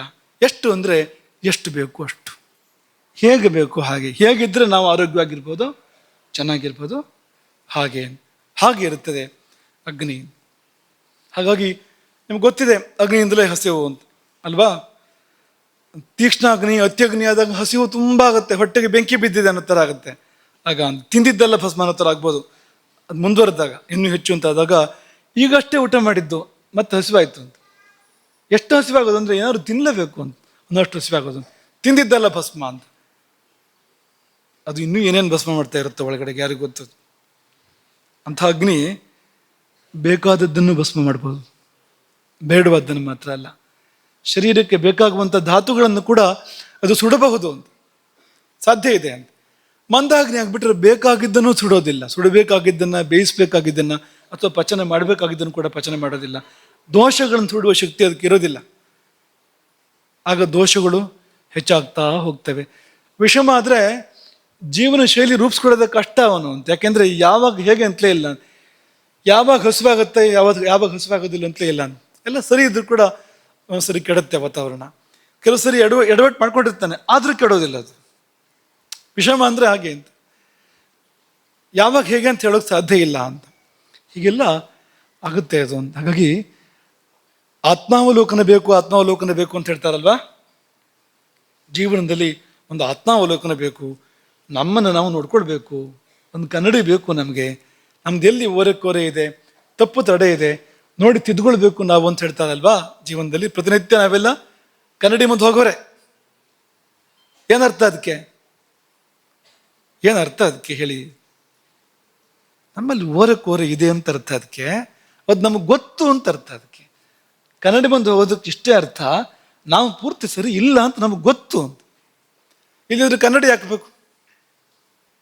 ಅಷ್ಟು ಅವಿಶ್ವಾಸ ನಮಗಿದ್ರೆ, ಅಷ್ಟು ಆತ್ಮವಿಶ್ವಾಸ ನಮಗಿದ್ರೆ, ಹಾಗಿರೋದಾದ್ರೆ ಹೋಗ್ತಾ ಇರ್ಬೋದಲ್ಲ ಸೀದಾ ಸಭೆಗೆ. ಯಾಕೆ ಹೋಗೋದಿಲ್ಲ ಅಂದರೆ ಓರೆ ಇರೋದು ಹೌದು, ಅದು ನಮಗೆ ಚೆನ್ನಾಗಿ ಗೊತ್ತಿದೆ ಅಂತ, ಅದಿದೆ ಅಂತ ಅಲ್ವಾ. ಹಾಗಾಗಿ ನಾವು ಕನ್ನಡಿ ಇಟ್ಕೊಂಡಿದ್ದೇವೆ, ಆತ್ಮಾವಲೋಕನವನ್ನು ಮಾಡ್ತಾ ಇರ್ತೇವೆ. ಬರೀ ದೇಹದ ಅವಲೋಕನ ಮಾಡ್ತೇವೆ, ಮುಖದ ಅವಲೋಕನ ಮಾಡ್ತೇವೆ. ಈ ಸಮಯದಲ್ಲಿ ವ್ಯಕ್ತಿತ್ವದ ಅವಲೋಕನವನ್ನು ಮಾಡೋದಿಲ್ಲ. ನಮ್ಮ ಮನಸ್ಸೇ ನಮಗೆ ಕನ್ನಡಿ ಆಗಬೇಕು, ಗುರು ಹಿರಿಯರು ನಮಗೆ ಕನ್ನಡಿ ಆಗಬೇಕು, ಮಿತ್ರರು ಹಿತೈಷಿಗಳು ನಮಗೆ ಕನ್ನಡಿ ಆಗಬೇಕು. ಆಗ ನಮ್ಮ ವ್ಯಕ್ತಿತ್ವ ನಮಗೆ ಗೊತ್ತಾಗುತ್ತೆ. ಯಾರು ನಮ್ಮ ತಪ್ಪು ತಡೆಗಳನ್ನ ಹೇಳೋರ್ಬೇಕು, ನಮಗೆ ನಮ್ಮ ಲೋಪದೋಷಗಳನ್ನ ಹೇಳೋರ್ಬೇಕು. ಆಗ ನಾವು ಅದನ್ನು ತಿದ್ದುಕೊಂಡು ಪರಿಪೂರ್ಣ ಸಮ ಅಂತ ಆಗೋದಕ್ಕೆ ಸಾಧ್ಯ ಇದೆ ನೋಡಿ. ಹಾಗಾಗಿ ಆತ್ಮಾವಲೋಕನ ಬೇಕು ಅಂತ ಹೇಳ್ತಾರೆ.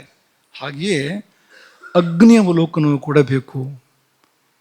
ಆರೋಗ್ಯವಾಗಿರ್ಬೇಕು ಅಂತಾದರೆ ಒಬ್ಬ ಮನುಷ್ಯ ಸದಾ ಅಗ್ನಿ ಅವಲೋಕನವನ್ನ ಮಾಡ್ಕೊಳ್ಬೇಕು. ತನ್ನ ಅಗ್ನಿ ಹೇಗಿದೆ ನೀವು ನಿಮ್ಮನ್ನು ನೀವೇ ನೋಡ್ಕೊಳ್ಳಿ. ಈಗ ಹೇಗಿದ್ದೀರಿ ನೀವು ಯಾವುದು? ನೀವು ಸಮಾಗ್ನಿಯ, ನೀವು ವಿಷಮಾಗ್ನಿಯ, ಮಂದಾಗ್ನಿಯ, ತೀಕ್ಷ್ಣಾಗ್ನಿಯ, ಯಾವುದು ನೀವು? ನಿಮ್ಮೇ ಯೋಚನೆ ಮಾಡೋಕ್ಕೆ ಸಾಧ್ಯ ಇದೆ. ಲಕ್ಷಣಗಳು ಗೊತ್ತಾದ ಮೇಲೆ ನಿಮ್ಮನ್ನು ನೀವೇ ಪರಿಶೀಲನೆಗೆ ಒಳಪಡಿಸ್ಕೊಳ್ಳೋಕೆ ಸಾಧ್ಯ ಇದೆ. ನಾನು ಯಾವ ಜಾತಿಗೆ ಸೇರಿದೆ, ಆ ಜಾತಿಗೆ ತಕ್ಕ ಆಹಾರ ವಿಹಾರಗಳನ್ನ ಹೇಳಿದ್ದಾರೆ ಅಂತ. ನೀನು ಅದಾದರೆ ಇದು ತಿನ್ನು, ಇದಾದರೆ ಇನ್ನೊಂದು ತಿನ್ನು ಅಂತ ಅದಕ್ಕೆ ಬೇಕಾಗಿರ್ತಕ್ಕಂಥ ಆಹಾರಗಳನ್ನು ಹೇಳಿದ್ದಾರೆ. ಅದರಿಂದಾಗಿ ಅಗ್ನಿ ನಮಗೆ ದೋಷಪ್ರದವಾಗದೇ ಇರ್ಬೋದು, ಅವಲೋಕನ ಮಾಡ್ಕೊಳ್ಬೇಕು ಅಂತ. ಹಾಗಾಗಿ ಈ ಎದ್ದ ಕೂಡಲೇ ಏನು ಮಾಡೋದು ಅಂತ ಕೇಳಿದ್ರೆ ಆಯುರ್ವೇದ ಇದನ್ನು ಹೇಳುತ್ತೆ. ಹೇಳ್ತಿದ್ದ ಹಾಗೇನೆ ಇನ್ನು ಏನಾಗಿಲ್ಲ, ಪ್ಲಾಸ್ಟಿಕ್ ಬಾಯಿಗೆ ಹಾಕಾಗಿಲ್ಲ. ಪ್ಲಾಸ್ಟಿಕ್ ಅಂದ್ರೆ ಏನು ಹೇಳಿ? ದಂತಧಾವನ ಮಾಡ್ತೇವಲ್ವ. ಎದ್ದು ಕೂಡಲೇ ಮನುಷ್ಯ ಮಾಡೋ ಕೆಲಸ ಏನಂದ್ರೆ, ಯಾವುದು ಪ್ಲಾಸ್ಟಿಕ್ಕೋ ಯಾವುದು ರಾಸಾಯನಿಕ ವಿಷವೋ ಅದನ್ನು ಬಾಯಿಗೆ ಹಾಕಿ ದಿನ ಪ್ರಾರಂಭ ಅಂತ ಅಲ್ವಾ.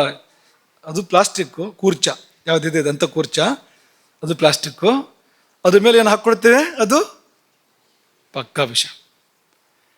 ಇದರಿಂದಾಗಿ ದಿನ ಪ್ರಾರಂಭ ಮಾಡ್ತೇವಲ್ವಾ.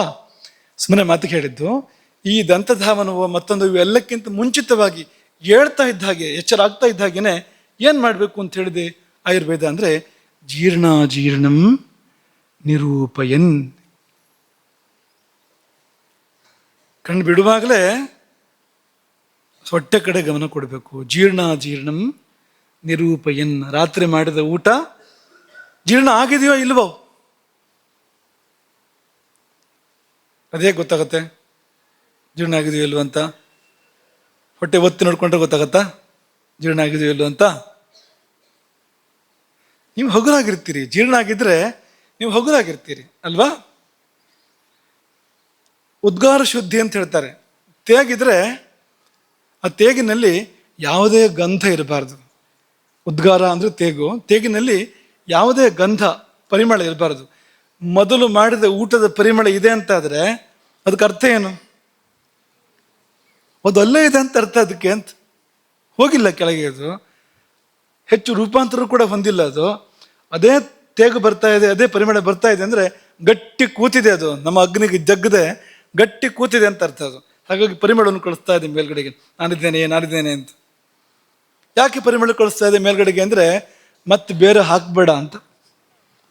ನಂದು ಮುಗಿದಿಲ್ಲ, ನನ್ನ ಸರಿದಿ ಮುಗಿಬೇಕು, ಫಸ್ಟಾಗಿ ಬೇರೆ ಕಳಿಸ್ಬೇಡ ಮೇಲಿಂದ ಮತ್ತೆ ಅಂತ ಆ ತೇಗು ಮೇಲೆ ಬಂದು ನಮಗೆ ಹೇಳುವಂಥದ್ದು.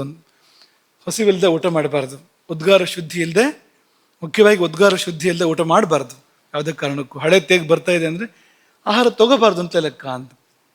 ಹಾಗೆ ಆಯುರ್ವೇದ ಮಾತನ್ನು ಮೊಟ್ಟ ಮೊದಲು ಹೇಳುತ್ತೆ, ಎದ್ದು ಕೂಡಲೇ ಮಾಡಬೇಕಾದ ಮೊದಲ ಕೆಲಸ ಅಂದರೆ ಇಡೀ ದಿನವೂ ಆ ಕಡೆ ಗಮನ ಇರಬೇಕು ಅಂತಲೇ ಅರ್ಥ. ಊಟ ಮಾಡಿದಾಗೆಲ್ಲ ಅಥವಾ ಊಟದ ನಂತರ 4-5 ಗಂಟೆ ಕಳೆದ ಮೇಲೆ ಏನಾಗ್ತಾ ಇದೆ ಪರಿಸ್ಥಿತಿ ನೋಡ್ಕೋಬೇಕಲ್ಲ. ಅದೇ ಸೂಚನೆ ಕೊಡ್ತಾ ಇರುತ್ತೆ, ಅದೇ ಹೇಳ್ತಾ ಇರುತ್ತೆ. ಹೆಚ್ಚಾಯಿತು, ಕಡಿಮೆ ಆಯಿತು, ಸರಿಯಾಗಲಿಲ್ಲ ಎಲ್ಲ ಹೇಳ್ತಾ ಇರುತ್ತೆ. ಅದು ವಾತ ಜಾಸ್ತಿ ಆಯಿತು, ಪಿತ್ತ ಜಾಸ್ತಿ ಆಯಿತು, ಕಫ ಜಾಸ್ತಿ ಆಯಿತು, ಎಲ್ಲವನ್ನೂ ಆಹಾರವೇ ಹೇಳುತ್ತೆ, ಸೂಚನೆ ಕೊಡುತ್ತೆ. ನಾವು ಅದನ್ನು ಗಮನಿಸಿದಾಗ ಮಾತ್ರ ಶಾಸ್ತ್ರಜ್ಞಾನ ಬೇಕು ಅಂತ ಒಂದು ಸ್ವಲ್ಪ ಮಟ್ಟಿಗೆ, ಅಥವಾ ಪರಂಪರೆ ಜ್ಞಾನ ಬೇಕು ಇದ್ದಾಗ ಅದೆಲ್ಲವೂ ಕೂಡ ಸಾಧ್ಯ ಅಂತ. ಈ ಮಾತನ್ನು ಗಮನಿಸಿ. ರಾತ್ರಿ ಭೋಜನ ಪೂರ್ಣ ಜೀರ್ಣವಾಗಿರಬೇಕು. ಸುಪ್ರಭಾತಕ್ಕೆ ಮುನ್ನ ದೇಹ ಕುಶಲವಿರೆ. ನಮ್ಮ ದೇಹ ಅದು ಕುಶಲವಾಗಿದೆ, ಸ್ವಸ್ಥವಾಗಿದೆ ಅಂತ ಆದರೆ ರಾತ್ರಿ ಭೋಜನ ಪೂರ್ಣ ಜೀರ್ಣವಾಗಿರಬೇಕು. ಸುಪ್ರಭಾತಕ್ಕೆ ಮುನ್ನ, ಬ್ರಾಹ್ಮ ಮುಹೂರ್ತಕ್ಕೆ ಅದು ಜೀರ್ಣ ಆಗಿರಬೇಕು, ಹೇಳುವಾಗಲೇ ಜೀರ್ಣ ಆಗಿರಬೇಕು. ನಿರ್ಮಲೋದರನಾಗಿ ನವದಿನಕ್ಕೆ ಮುನ್ನಡೆಯೋ. ಹೊಸ ದಿನಕ್ಕೆ ನಾವು ಮುಂದುವರಿಬೇಕಾದ್ರೆ ಹೊಟ್ಟೆಯೂ ಹೊಸ್ತಾಗಬೇಕಲ್ವಾ? ಹಳೆಯ ಹೊಟ್ಟೆ ಹೊತ್ಕೊಂಡು ಹೊಸ ದಿನಕ್ಕೆ ಹೋಗೋದಾ? ಎಲ್ಲ ಹೊಸ್ತಾಗಿದೆ, ಹೊಟ್ಟೆ ಒಂದು ಹಳೆದಿದ್ರೆ ಹೇಗೆ ಹೇಳಿ? ಹಾಗಾಗಿ ನಿರ್ಮಲೋದರನಾಗಿ, ಹೊಟ್ಟೆಯಲ್ಲಿ ಕಾಲುಷ್ಯ ಇಲ್ಲದೆ ನವದಿನಕ್ಕೆ ಮುನ್ನಡೆಯೋ ಹೊಸ ದಿನದ ಸಂಭ್ರಮಕ್ಕೆ ಬೇಕೇ ಹಳೆ ಮುಸುರೆ. ಹೊಸ ದಿನದ ಸಂಭ್ರಮಕ್ಕೆ ಬೇಕೇ ಹಳೆ ಮುಸುರೆ ಬೇಕಾ? ಹೊಟ್ಟೆಯೊಳಗೆ ಮುಸುರೆ ಇದೆ, ಹಳೆ ಮುಸುರೆ. ಹಾಗಾಗಿ ಸ್ವಸ್ಥ ಯಾರು ಅನ್ನುವಾಗ ಸುಶ್ರುತರು ಅದರ ಲಕ್ಷಣ ಹೇಳುವಾಗ ಒಂದು ಹೇಳಿದ್ದು ಸಮಾಗ್ನಿ. ನಿನಗೆ ಆರೋಗ್ಯ ಇದೆ ಅಂದರೆ ನೀನು ಸಮಾಗ್ನಿ ಆಗಿರ್ತೀಯ. ಸಮದೋಷ ಸಮಾಗ್ನಿಶ್ಚ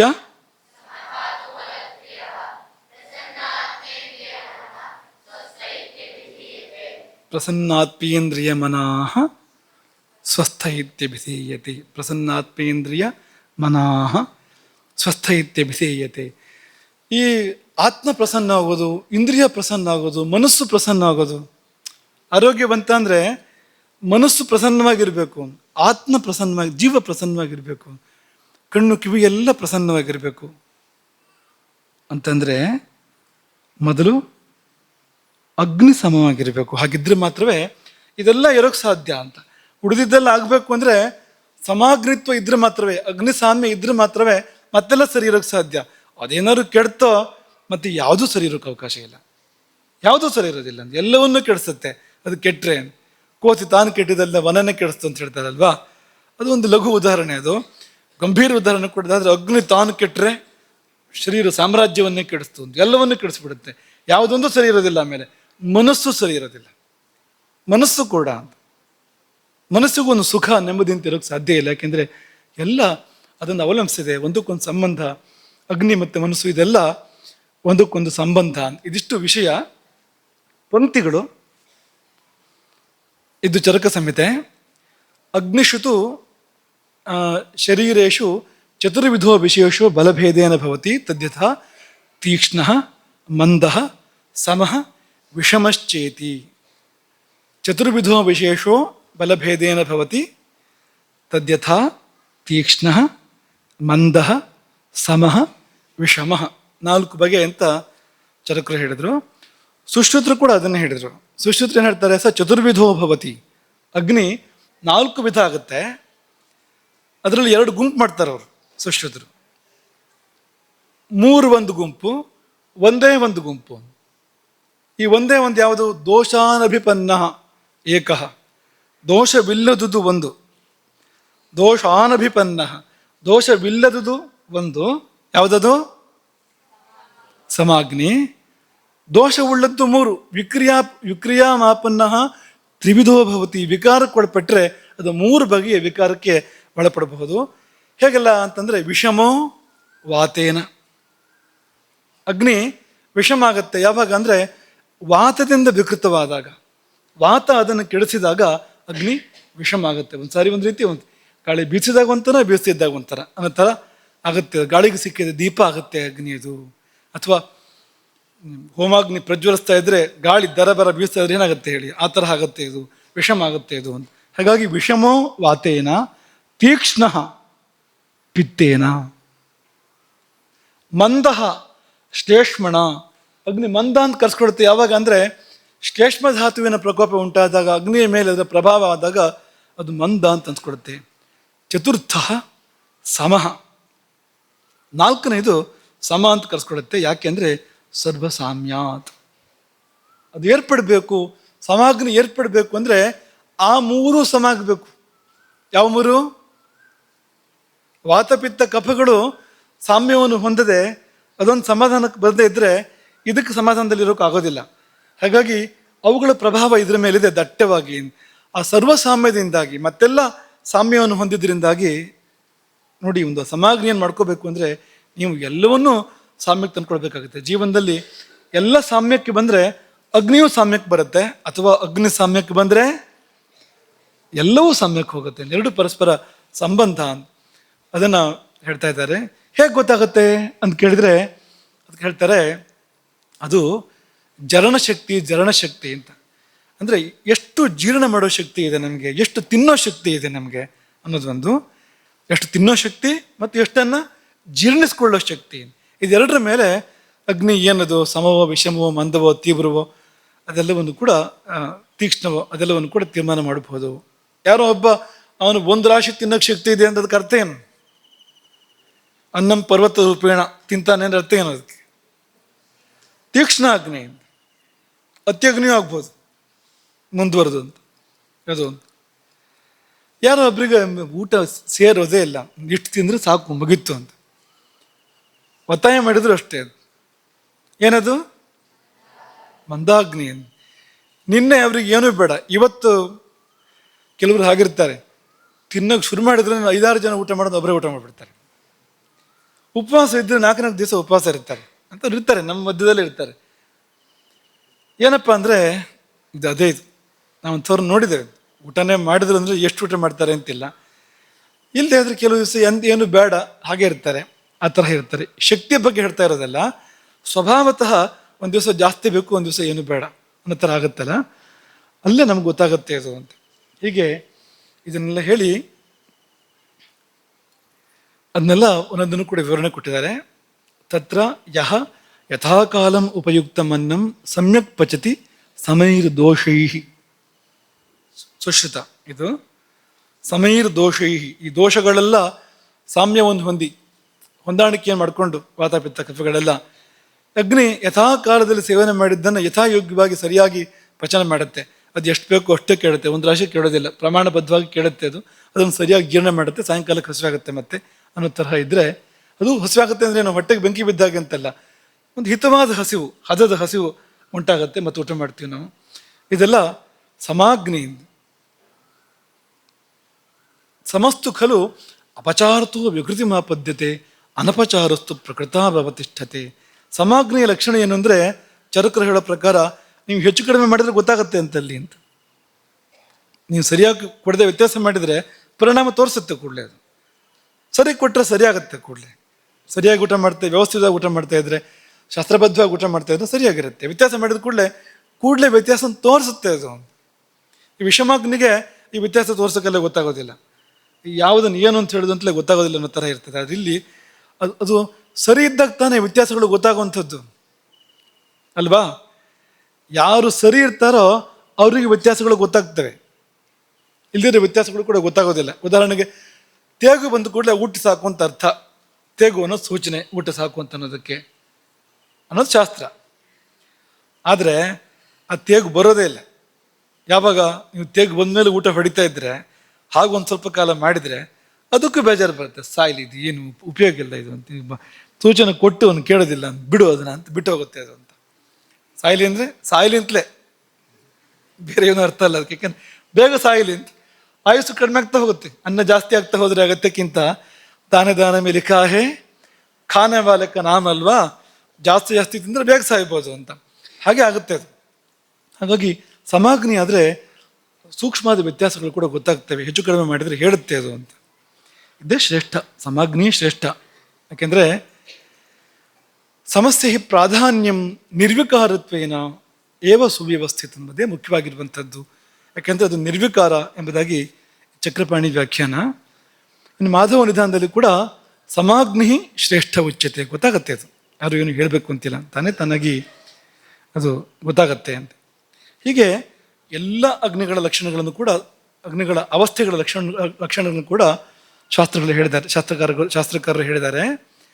ಚರಕಾಚಾರ್ಯರು ಸಮಲಕ್ಷಣ ವಿಪರೀತ ಲಕ್ಷಣಸ್ತು ವಿಷಮ ಅಂತ ಒಂದೇ ಸತಿ ಮುಗಿಸಿದ್ದಾರೆ ಅವರು. ವಿಷಮ ಅಂದ್ರೆ ಏನು? ಸಮಕ್ಕೆ ತದ್ವಿರುದ್ಧ ಅಂತ. ಸಮ ಅಲ್ಲ ಅದು, ಹೀಗಿಲ್ಲ, ಅದು ಹೀಗೆ ಹೀಗೆ ಆಗ್ತಾ ಇರುತ್ತೆ ಅದು ಅಂತ. ಪಂಚಚಾಮರ ವೃತ್ತದ ಹಾಗೆ ಅಂತ ಅಲ್ವಾ? ಪಂಚಚಾಮರ ವೃತ್ತ ಗೊತ್ತಲ್ವಾ? ಹೇಗಿರುತ್ತೆ ಪಂಚಚಾಮರ? ಇನ್ನು ಸರಿ ಹೇಳಿ, ಹೇಗಾಗ್ತಾ ಇದೆ ಹೇಳ್ಬೇಕಾದ್ರೆ? ಅದು ಹೇಳುವಾಗ ಏನಾಗ್ತಾ ಇದೆ ನೋಡಿ, ಹೀಗೆ ಹೋಗ್ತಾ ಇದೆ ಅದು. ವಿಮಾನ ಹೋದಾಗ ಹೋಗ್ತಾ ಇದೆ ಹೀಗೆ, ಹೆದ್ದಾರಿಯಲ್ಲಿ ಒಳ್ಳೆ ವಾಹನ ಹೋದಾಗ ಹೋಗ್ತಾ ಇದೆ ಅದು, ಉತ್ತಮ ವಾಹನ ಹೋದಾಗೆ. ಲಘುರು ಗುರು ಲಘುರು ಗುರು ಸಮೇತ್ಯ ವದಂತಿ ಪಂಚಚಾಮರಂ ಅಂದರೆ ಅದು ಕುಂಟನ್ ಹಾಗೆ ಅದು. ಒಂದು ಪಂಚಚಾಮರ ವೃತ್ತ ಅಂದರೆ ಒಂದು ಕಾಲು ಗಿಡ್ಡ ಇದ್ದರೆ ಅವನು ಹೇಗೆ ಹೋಗ್ತಾನೆ? ಅವನು ಹೀಗೆ ಹೀಗೆ ಹೀಗೆ ಹೀಗೆ ಆಗ್ತಾ ಹೋಗ್ತಾ ಇರ್ತಾನಲ್ಲ ಅವನು. ಪಂಚಚಾಮರ ವೃತ್ತ ಹಾಗೆ ಹೋಗುತ್ತೆ, ವಿಷಮಾಗ್ನಿಯು ಕೂಡ ಹಾಗೆ ಹೋಗುತ್ತೆ. ಆದರೆ ಪಂಚಚಾಮರಕ್ಕಾದರೂ ಒಂದು ಲೆಕ್ಕ ಇದೆ ಅದಕ್ಕೊಂದು. ಲಘು ಆದ್ಮೇಲೆ ಗುರು, ಗುರು ಆದ್ಮೇಲೆ ಲಘು, ಲಘು ಆದ್ಮೇಲೆ ಗುರು, ಗುರು ಆದ್ಮೇಲೆ ಲಘು ಅಂತ ಒಂದು ಲೆಕ್ಕ ಇದೆ. ಇದಕ್ಕೆ ಲೆಕ್ಕ ಇಲ್ಲ. ಇದು ಇವತ್ತು ಕಡಿಮೆ ಅಂತ ನಾಳೆನೂ ಕಡಿಮೆ, ನಾಳೆ ಹೆಚ್ಚಿರುತ್ತೆ ಅಂತೇನಿಲ್ಲ, ನಾಳೆನೂ ಕಡಿಮೆನೇ ಇರ್ಬೋದು, ನಾಡಿದ್ದು ಮತ್ತೆ ಹೆಚ್ಚಾಗ್ಬೋದು. ಯಾವಾಗ ಹೇಗೆ ಅಂತ ಗೊತ್ತಿಲ್ಲ ಅಂತ. ಅನಿಯಮಿತ ಅಂತ ಅದು ಒಂದು. ಕದಾಚಿತ್ ಸಮ್ಯಕ್ ಪಚತಿ, ಕೆಲವು ಸಾರಿ ಸರಿಯಾಗಿ ಜೀರ್ಣ ಮಾಡುತ್ತಂತೆ. ಸುಶ್ರುತರು ಹೇಳ್ತಾರೆ, ಕದಾಚಿತು ಆಧ್ಮಾನ ಶೂಲ ಉದಾವರ್ತ ಅತಿಸಾರ ಜಠರ ಗೌರವ ಆಂತ್ರಕೋಜನ ಪ್ರವಾಹಣ ಇದೆಲ್ಲ ಮಾಡಿ ಜೀರ್ಣ ಮಾಡುತ್ತೆ ಅಂತ. ಇದು ಒಂದೊಂದಕ್ಕೂ ವಿವರಣೆಗಳಿದೆ, ಇದೆಲ್ಲ ಏನು ಅಂತ. ಯಾವುದು ಒಳ್ಳೆಯದಲ್ಲ ಅಷ್ಟಂತೂ ಅಂದ್ಕೊಳ್ಳಿ ಅಂತ. ಎಲ್ಲ ಕೆಟ್ಟ ಸ್ಥಿತಿಗಳೇ ಇರುವಂಥದ್ದು ಅಂತ. ಅಲ್ಲಿ ಆಂತ್ರಕೋಜನ ಅಂದರೆ ಗುಡಗುಡಾಯನ ಅಂತ, ಒಳಗಡೆಗೆ ಗುಡಗುಡಾಯನ ಅಂತ, ಕರುಳು ಕೂಗುವಂಥದ್ದು ಆಂತ್ರಕೋಜನ ಅಂತ. ಅಯ್ಯೋ ಅಂತ ಕರುಳು ಕೂಗುವಾಗ ಆಂತ್ರಕೋಜನ ಅಂತ ಬರುವಂಥದ್ದು ಅಂತ. ವಿವರಣೆಗಳು ಬೇರೆ ಇದೆ ಅದಕ್ಕೆ. ಹಾಗೆ ತೀಕ್ಷ್ಣಾಗ್ನಿ ಅಂತಂದರೆ ಸರ್ವಾಪಚಾರ ಸಹ ಅಂತ. ನೀವು ಏನು ಕೊಟ್ಟರು ತಿನ್ನುತ್ತೆ, ಎಷ್ಟು ಕೊಟ್ಟರು ತಿನ್ನುತ್ತೆ ಅದು ಅಂತ. ಅಂಥದ್ದು ಅಂತ ಭಾರಿ ಒಳ್ಳೇದು ಅಂತ ಅನಿಸ್ಬೋದು ಮೇಲ್ನೋಟಕ್ಕೆ. ಸ್ವಲ್ಪ ಹೆಚ್ಚು ಕಡಿಮೆ ಆದರೂ ಕೂಡ ನಡೆಯುತ್ತೆ ಅದು ಅಂತ. ಕಡಿಮೆ ಆದರೆ ನಡೆಯೋದಿಲ್ಲ, ಹೆಚ್ಚಾದರೆ ನಡೆಯುತ್ತೆ. ತೀಕ್ಷ್ಣಾಗ್ನಿ ಹೇಗೆ ಅಂದರೆ ಸ್ವಲ್ಪ ಊಟ ಕಡಿಮೆ ಮಾಡಿದ್ರೆ ಒಪ್ಪೋದಿಲ್ಲ, ಅದು ಹೊಟ್ಟೆಗೆ ಬೆಂಕಿ ಬಿಡುತ್ತೆ. ಜಾಸ್ತಿ ತಗೊಳ್ಳಿ ನಡೆಯುತ್ತೆ ಅಂತ. ಅದೇನು ಒಳ್ಳೆಯದಲ್ಲ. ಯಾಕೆ ಒಳ್ಳೆಯದಲ್ಲ ಅಂದರೆ ಅನಗತ್ಯವಾದ ಆಹಾರ ಸೇವನೆ, ಅದು ಸುಡೋದು ಜಾಸ್ತಿಯಾಗಿ. ಅದಕ್ಕೆ ಪರಿಹಾರಗಳನ್ನು ಆಚಾರ್ಯರು ಹೇಳಿರುವಂಥದ್ದು. ತೀಕ್ಷ್ಣಾಗ್ನಿ ಆದರೂ ಇಂತಿಂಥದ್ದು ಸೇವನೆ ಮಾಡುವಂಥ ಹೇಳಿರೋವಂಥದ್ದು. ಇದೆಲ್ಲ ಗಮನಿಸಿದಾಗ ಅದೇನು ಒಳ್ಳೆಯದಲ್ಲ ಅಂತ, ಅಂಥದ್ದೇನೋ ಅಂತ. ಪಿತ್ತ ದೋಷವನ್ನೇ ಅದು ಹೇಳುತ್ತೆ. ಹಾಗಾಗಿ ಈ ತೀಕ್ಷ್ಣಾಗ್ನಿ ಇದ್ದಾಗ ತಿಂದು ಮುಗಿದ ಮೇಲೆ ಸೇವ ಅಭಿವೃದ್ಧಿ ಅದು ಇನ್ನೂ ಬೆಳೆದ್ರೆ, ತೀಕ್ಷ್ಣಾಗ್ನಿ ಇನ್ನೂ ಬೆಳೆದು ಅತ್ಯಗ್ನಿ ಆದರೆ ಆಗ ಎಷ್ಟು ಊಟ ಮಾಡಿದರೂ ಕೂಡ ಅದು ಅದನ್ನ ಮುಗಿಸಾಕತ್ತೆ ಒಂದು ಸ್ವಲ್ಪ ಹೊತ್ತಿನಲ್ಲೇ. ಪ್ರಭೂತಮಪಿ ಉಪಯುಕ್ತಮನ್ನಂ ಆಶುತರಂ ಪಚತಿ. ದೊಡ್ಡ ರಾಶಿ ಊಟ ಮಾಡಿದರೂ ಕೂಡ ಬೇಗ ಜೀರ್ಣ ಮಾಡುತ್ತೆ. ಮತ್ತು ಅದು ಆಗ್ತಿದ್ದ ಹಾಗೇನೆ, ಜೀರ್ಣ ಆಗ್ತಿದ್ದ ಹಾಗೇನೆ ಎಲ್ಲ ಬೆಂಕಿ ಉರಿ ಬರುತ್ತೆ ಪೂರ್ತಿ. ಗಲ ತಾಲು ಓಷ್ಠ ಶೋಷ ದಾಹ ಸಂತಾಪ ಅಂಜನೈತಿ. ಇಲ್ಲೆಲ್ಲ ಈ ಜಾಗ ಎಲ್ಲ ಇದೆಯಲ್ಲ, ಈ ಗಂಟ್ಲಿರ್ಬೋದು ಅಥವಾ ತಾಲು ಅಲ್ಲೇ ಮೇಲೆ ಬಾಯಲ್ಲೇ ಒಳಗಡೆಗೆ ಮೇಲ್ಗಡೆಗೆ ತುಟಿ ಇರ್ಬೋದು. ಇದೆಲ್ಲ ಶೋಷ ದಾಹ ಸಂತಾಪ ಎಲ್ಲ ಅಗ್ನಿಯ ಬೇರೆ ಬೇರೆ ವಿಕಾರಗಳು. ಒಣಗೋದು, ಸುಡೋದು, ಉರಿ, ಇದನ್ನೆಲ್ಲ ಉಂಟು ಮಾಡುತ್ತೆ ಅದು. ಹಾಗಾಗಿ ಮಂದ ಆದರೆ ಸ್ವಲ್ಪಾಪಚಾರಮಪಿ ಯೋ ನಸಹತೆ ಮಂದ. ಒಂದು ಚೂರೇ ಹೆಚ್ಚು ಕಡಿಮೆ ಆದರೂ ಕೂಡ ಬಂತು ಗ್ರಾಚಾರ. ಊಟ ಅಷ್ಟು ಹುಷಾರಾಗಿ ಮಾಡಬೇಕು, ಭಾರಿ ಹುಷಾರಾಗಿ ಮಾಡಬೇಕು. ಒಂದು ಚೂರೇ ವ್ಯತ್ಯಾಸ ಆದರೂ ಕೂಡ ಬಂತು ಗ್ರಾಚಾರ ಅಂತಲೇ ಇರುತ್ತೆ, ಬಂತು ಸಮಸ್ಯೆ ಅಂತಲೇ ಇರುತ್ತೆ. ಅನೇಕ ರೀತಿಯ ಉಪದ್ರವಗಳು ಏರ್ಪಡ್ತದೆ, ಅಲ್ಲಿ ಬೇಗ ಜೀರ್ಣ ಆಗೋದಿಲ್ಲ ಅಲ್ಲಿ, ಅದು ಮಂದಾಗ್ನಿ. ಹೀಗೆ ಈ 4 ಬಗೆಯ ಅಗ್ನಿಗಳು, 4 ಬಗೆಯ ಪುರುಷರು ಅಂತ. ಏತೆ ಚತುರ್ವಿಧ ಭವಂತಿ ಅಗ್ನಯ ಚತುರ್ವಿಧಾನಾಮೇವ ಪುರುಷಾಣ. 4 ಬಗೆಯ ಪುರುಷರು, 4 ಬಗೆಯ ಪ್ರಕೃತಿಗಳು, 4 ಬಗೆಯ ಪ್ರಕೃತಿಗಳು. ಸಾಮ್ಯ ಪ್ರಕೃತಿ, ಸಮಪ್ರಕೃತಿ, ಸಮವಾತಪಿತ್ತಶ್ಚೇಷ್ಮಣ ಪ್ರಕೃತಿ ಸ್ಥಾನ ಸಮಾಭವಂತ್ಯಗ್ನಿಯ. ನೈಸರ್ಗಿಕವಾಗಿ ಯಾರಿಗೆ ಈ ಈ ಸಾಮ್ಯ ಪ್ರಕೃತಿ ಅಂತಿದೆಯೋ, ಸಮಪ್ರಕೃತಿ ಅಂತಿದೆಯೋ, ಅವನಿಗೆ ಸಹಜವಾಗಿ ಸಮಾಗ್ನಿ. ವಾತ ಪ್ರಕೃತಿ ಆದರೆ ವಾತರಾನ ಅಂತೂ ವಾತಾಭಿಭೂತೆ ಅಗ್ನಿ ಅಧಿಷ್ಠಾನೆ. ಅಗ್ನಿಯ ಅಧಿಷ್ಠಾನ ವಾತಾಭಿಭೂತವಾದಾಗ, ವಾತದಿಂದ ಆಕ್ರಾಂತವಾದಾಗ ವಿಷಮಾಭವಂತಿ ಅಗ್ನೇಯ, ಅಗ್ನಿಗಳು ವಿಷಮವಾಗ್ತವೆ. ಪಿತ್ತರಾನ ಅಂತೂ ಪಿತ್ತಾಭಿಭೂತೆ ಅಗ್ನಿ ಅಧಿಷ್ಠಾನೆ ತೀಕ್ಷ್ಣಾಭವಂತಿ ಅಗ್ನೇಯ. ಅಗ್ನಿಯ ಮೇಲೆ ಪಿತ್ತದ ದಾಳಿ ನಡೆದರೆ ಈ ಪಿತ್ತ ಪ್ರಕೃತಿಯವರಿಗೆ ಅಗ್ನಿ ತೀಕ್ಷ್ಣ ಆಗುತ್ತೆ. ಹಾಗೆ ಶ್ಲೇಷ್ಮಲಾನ ಅಂತೂ ಶ್ಲೇಷ್ಮಾಭಿಭೂತೆ ಅಗ್ನಿ ಅಧಿಷ್ಠಾನೆ ಮಂದಾಭವಂತಿ ಅಗ್ನೇಯ. ಈ ಆಯಾ ಪ್ರಕೃತಿಗಳು, ಈ ವಾತ ಪ್ರಕೃತಿನೇ ಆದರೆ ಅವರಿಗೆ ವಿಷಮಾಗ್ನಿ ತುಂಬ ಸಮಸ್ಯೆ ಅಂತಲ್ಲ, ಇರೋದೇ ಹಾಗೆ ಅದು. ಈ ಪಿತ್ತ ಪ್ರಕೃತಿನ ಹಸಿವು ಜಾಸ್ತಿ ಅವರಿಗೆ, ಇರೋದೇ ಹಾಗೆ ಅದು. ಶ್ಲೇಷ್ಮ ಪ್ರಕೃತಿ ಕಫ ಪ್ರಕೃತಿಯಿಂದ ಹಸಿವು ಸ್ವಲ್ಪ ಕಡಿಮೆನೆ, ಇರೋದೇ ಹಾಗೆ. ಅದು ತುಂಬ ಆ ಪ್ರಮಾಣದ ದೋಷ ಅಂತಲ್ಲ ಅದು. ಆದರೂ ಕೂಡ ಸಮಪ್ರಕೃತಿಯಂತೆ ಅಲ್ಲ ಅದು. ಸಮಪ್ರಕೃತಿಯೇ ಸರ್ವೋತ್ತಮವಾಗಿರುವಂಥದ್ದು. ರಾಮನ ಪ್ರಕೃತಿಯಂತೆ ಇರುವ ಪ್ರಕೃತಿ ಸಮಪ್ರಕೃತಿ ಅಂತ ಕರೀತಾರಲ್ಲ, ಅಂತಹ ಪ್ರಕೃತಿ ಇದ್ದಾಗ ಅದು ಸರ್ವೋತ್ತಮ, ಸರ್ವಶ್ರೇಷ್ಠ. ಆಮೇಲೆ ನಮ್ಮ ಪ್ರಕೃತಿಗೆ ತಕ್ಕಂತೆ ನಾವು ಸ್ವಲ್ಪ ಹೆಚ್ಚು ಕಡಿಮೆ ಇರುತ್ತೆ. ಈಗ ಆ ಶುದ್ಧ ಪ್ರಕೃತಿಗಳು ಕೂಡ ದುರ್ಲಭವೇ. ಕೇವಲ ವಾತ ಪ್ರಕೃತಿ, ಕೇವಲ ಪಿತ್ತ ಪ್ರಕೃತಿ ಸಿಗೋದು ಕಷ್ಟವೇ. ಅದು ವಾತಪಿತ್ತ ಅಥವಾ ಕಫವಾತ ಅಂತ ಏನೋ ಒಂದು 2-3 ಸೇರ್ಕೊಂಡೇ ಆಗಿರೋಂಥದ್ದು ಪ್ರಕೃತಿಗಳೆಲ್ಲ ಇವತ್ತು ಹೆಚ್ಚಾಗಿ ಸಿಗುವಂಥದ್ದು. ಅಪರೂಪದಲ್ಲಿ ಈ ಶುದ್ಧ ಪ್ರಕೃತಿಗಳು, ಅದರಲ್ಲಿ ಅಪರೂಪದಲ್ಲಿ ಕಫ ಪ್ರಕೃತಿ, ಇನ್ನೂ ಅಪರೂಪದಲ್ಲಿ ಸಮಪ್ರಕೃತಿ ಅದು ಸಿಗುವಂಥದ್ದು ಅತ್ಯಂತ ಅಪೂರ್ವ, ಎಲ್ಲೋ ಮಹಾಪುರುಷರಲ್ಲಿ ಅಂತ ಹೇಳ್ಬೋದು, ಅಂಥವರಲ್ಲಿ. ನೀವು ರಾಮನಲ್ಲಿ ಸುಮ್ಮನೆ ಕೇಳೋದು ನಾನು ನಿಮಗೆ, ತುಂಬ ಅಂದ್ರೀಗ ಕಫದ ವಿಜೃಂಭಣೆ ಎಲ್ಲಿ ನೋಡ್ತೀರಿ ನೀವು? ಸ್ವಭಾವ ವ್ಯಕ್ತಿತ್ವದಲ್ಲಿ ಹೇಳಿ, ಯಾವ ಸಮಯದಲ್ಲಿ ನೋಡ್ತೀರಿ ನೀವು? ಹೇಳ್ತೀರಾ? ರಾಮಾಯಣದ ಒಂದು ಸಂದರ್ಭ ಹೇಳ್ಬೋದಾ? ರಾಮನಿಗೆ ರಾಜ್ಯ ಇಲ್ಲ ಅಂತಾಯ್ತು ಅಲ್ವಾ? ಇನ್ನೇನು ಪಟ್ಟಾಭಿಷೇಕ ಆಗಬೇಕು, ರಾಜ್ಯ ಇಲ್ಲ ಅಂತಾಯ್ತು. ರಾಮನ ಪ್ರತಿಕ್ರಿಯೆ ಏನಿತ್ತು? ಸರ್ವ ಲೋಕಾತಿಗಸ್ಯೇವ, ಆ ಚಿತ್ತ ವಿಕಾರವೇ ಇಲ್ಲ ಅಂತ, ಎಲ್ಲ ಲೋಕಗಳನ್ನು ದಾಟಿದವನಂತೆ. ಆ ಒಂದು ಸಮಸ್ಥಿತಿ ಇದೆಯಲ್ಲ, ಅವಿಚಲವಾದ ಸ್ಥಿತಿ, ಶಾಂತವಾದ ಸ್ಥಿತಿ, ಅದು ಕಫ. ಅದೇ ಸಮುದ್ರದ ಮೇಲೆ ಕೋಪ ಬಂದಾಗ ಭುಗಿಲೆದ್ದ ಕೋಪದ ಸ್ಥಿತಿ ಇದೆಯಲ್ಲ ರಾಮನದ್ದು, ಅದ್ಯಾವುದದು? ಅದು ಪಿತ್ತದ ವಿಜೃಂಭಣೆ ಇದು ಅಂತ. ಇನ್ನು 14,000 ರಾಕ್ಷಸರನ್ನ ಯವ ಎಕ್ಕುವುದರೊಳಗೆ ಹೊಡೆದು ಕೆಡಹಿದನಲ್ಲ, ಆ ವೇಗ ಏನದು? ವೇಗ ಬರಬೇಕಾದ್ರೆ ಅಲ್ಲಿ ವಾತ ಬೇಕು. ಕೋಪ ಅನ್ನುವಾಗ, ಪ್ರತಾಪ ಅನ್ನುವಾಗ ಪಿತ್ತ ಬೇಕು. ಅಲ್ಲಿ ಶಾಂತತೆ ಎನ್ನುವಾಗ, ತಂಪು ಮನಸ್ಸು ಅನ್ನುವಾಗ ಆಯಾ ಸಮಯದಲ್ಲಿ ಅದು ಹೇಳುತ್ತೆ. ಉಳಿದಂತೆ ಸಮತೆ, ಸಾಮ್ಯಾವಸ್ಥೆ, ಸುಮ್ಮನೆ ಮಾತಿಗೆ ಹೇಳಿದ್ದು ನಾವು. ಹಾಗೆ ಇದಕ್ಕೆಲ್ಲ ಪರಿಹಾರಗಳನ್ನು ಕೂಡ ಹೇಳಿದ್ದಾರೆ. ಸಮಾಗ್ನಿ ಆದರೆ ಏನು ಮಾಡಬೇಡ, ಹಾಗೆ ಕಾಪಾಡ್ಕೋ ಅದನ್ನ ಅಂತ, ಕೆಡಿಸ್ಬೇಡ ಅದನ್ನ ಅಷ್ಟೆ. ನಿನ್ನದು ಸಮಾಗ್ನಿ ಆಗಿದ್ರೆ ಪರಿರಕ್ಷಣಂ ಕುರ್ಬೇತ, ರಕ್ಷಣೆ ಮಾಡ್ಕೋ ಅದನ್ನ, ಕೆಡಿಸ್ಕೋಬೇಡ ಅಂತ. ವಿಷಮಾಗ್ನಿ ಆದರೆ ಸ್ನಿಗ್ಧಾಮ್ಲ ಲವಣೈ ಕ್ರಿಯಾ ವಿಶೇಷೈ ಪ್ರತಿಕುರ್ಬೇತ. ಸ್ನಿಗ್ಧ ಅಂದರೆ ಸ್ನೇಹಯುಕ್ತವಾದ ಭೋಜನ, ವಾತವನ್ನು ಶಮನ ಮಾಡುವಂಥದ್ದು, ಎಣ್ಣೆ ತುಪ್ಪ ಇರುವಂಥ ಸ್ನಿಗ್ಧವಾಗಿರ್ತಕ್ಕಂಥ ಭೋಜನ. ಹಾಗೆ ಹುಳಿ ಮತ್ತು ಉಪ್ಪು ಇರ್ತಕ್ಕಂಥ ಆಹಾರ ಮತ್ತು ಕ್ರಿಯಾ ವಿಶೇಷಗಳು, ಕೆಲವು ವಿಶೇಷ ಚಿಕಿತ್ಸೆಗಳು, ಇದರಿಂದ ಪ್ರತಿಕುರುವೀತ, ಪ್ರತಿಕಾರ ಮಾಡೋದಕ್ಕೆ ಚಿಕಿತ್ಸೆ ಮಾಡೋ. ತೀಕ್ಷ್ಣಾಗ್ನಿ ಆದರೆ ಮಧುರ ಸ್ನಿಗ್ಧ ಶೀತೈಹಿ, ಮಧುರ ಭೋಜನ ಮಾಡು, ಸ್ನಿಗ್ಧ ಭೋಜನ ಮಾಡು. ಸ್ನಿಗ್ಧ ಅಂದರೆ ಸ್ನೇಹಯುಕ್ತ, ಜಿಡ್ಡಿನಂಶ ಇರುವಂಥದ್ದು ಅಂಥದ್ದನ್ನು ಮಾಡು. ಶೀತ ತಂಪು, ತೀಕ್ಷ್ಣಾಗ್ನಿ ಅವನು ತಂಪು ಮಾಡಬೇಕು ಅವನು. ಜೊತೆಗೆ ವಿರೇಕ ಇಷ್ಟ, ಆಯುರ್ವೇದದ ಕ್ರಿಯೆ ವಿರೇಚನ, ಅದನ್ನು ಮಾಡು, ಹಾಗೆ ಹೋಗಲಿ ಅದು ಆ ಪಿತ್ತ. ಅತ್ಯಗ್ನೋ, ಇದೆಲ್ಲ ಸರಿ. ಅತ್ಯಗ್ನಿಗೆ ಏನು ಮಾಡೋದು? ಅದಕ್ಕಿಂತ ಮುಂಚೆ ಮಂದಾಗ್ನಿ ಆದರೆ ಕಟು ತಿಕ್ತ ಕಷಾಯೈಹಿ.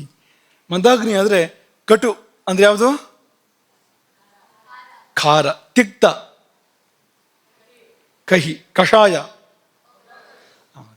ಖಾರ, ಕಹಿ ಮತ್ತು ಒಗರು ಇದು ಜಾಸ್ತಿ ಬೇಕು ಮಂದಾಗ್ನಿಯವರಿಗೆ. ಇದರ ಭೋಜನ ಪ್ರಶಸ್ತ. ಮತ್ತು ವಮನ ಇಷ್ಟ, ವೈದ್ಯರವರಿಗೆ ವಮನ ಮಾಡಿಸ್ತಾರೆ, ಅಂಥವರಿಗೆ ವಾಂತಿ ಮಾಡಿಸ್ತಾರೆ ಅವರಿಗೆ. ಇನ್ನು ಅತ್ಯಗ್ನಿ ಆದರೆ ಇದೊಂದು ವಿಶೇಷ ಪ್ರಕರಣ. ಇದು ಭಸ್ಮಕಾಗ್ನಿ ಆಗ್ಬಿಟ್ರೆ ಏನು ಮಾಡೋದು ಅಂತಂದರೆ, ಆಗಬೇಕು ನೋಡಿ, ಇವ್ರ ಪ್ರವೇಶ ಆಗಾಗ್ತದೆ. ಯಾರ ಪ್ರವೇಶ?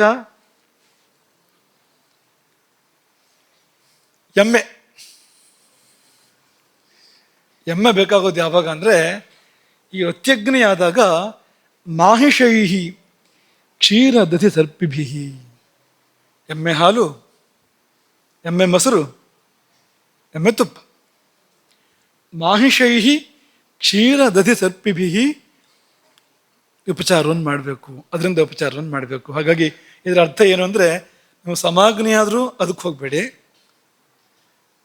ಮಂದಾಗ್ನಿ ಆದರೂ ಹೋಗಲೇಬೇಡಿ. ಅದಕ್ಕೆ ನಮ್ಮ ಕತೆ ಮುಗಿಸ್ಬಿಡ್ತದೆ ಎಮ್ಮೆ ಆಮೇಲೆ ಅಂತ ತಿನ್ನೋಕ್ಷ ಮಾಡಿದರೆ.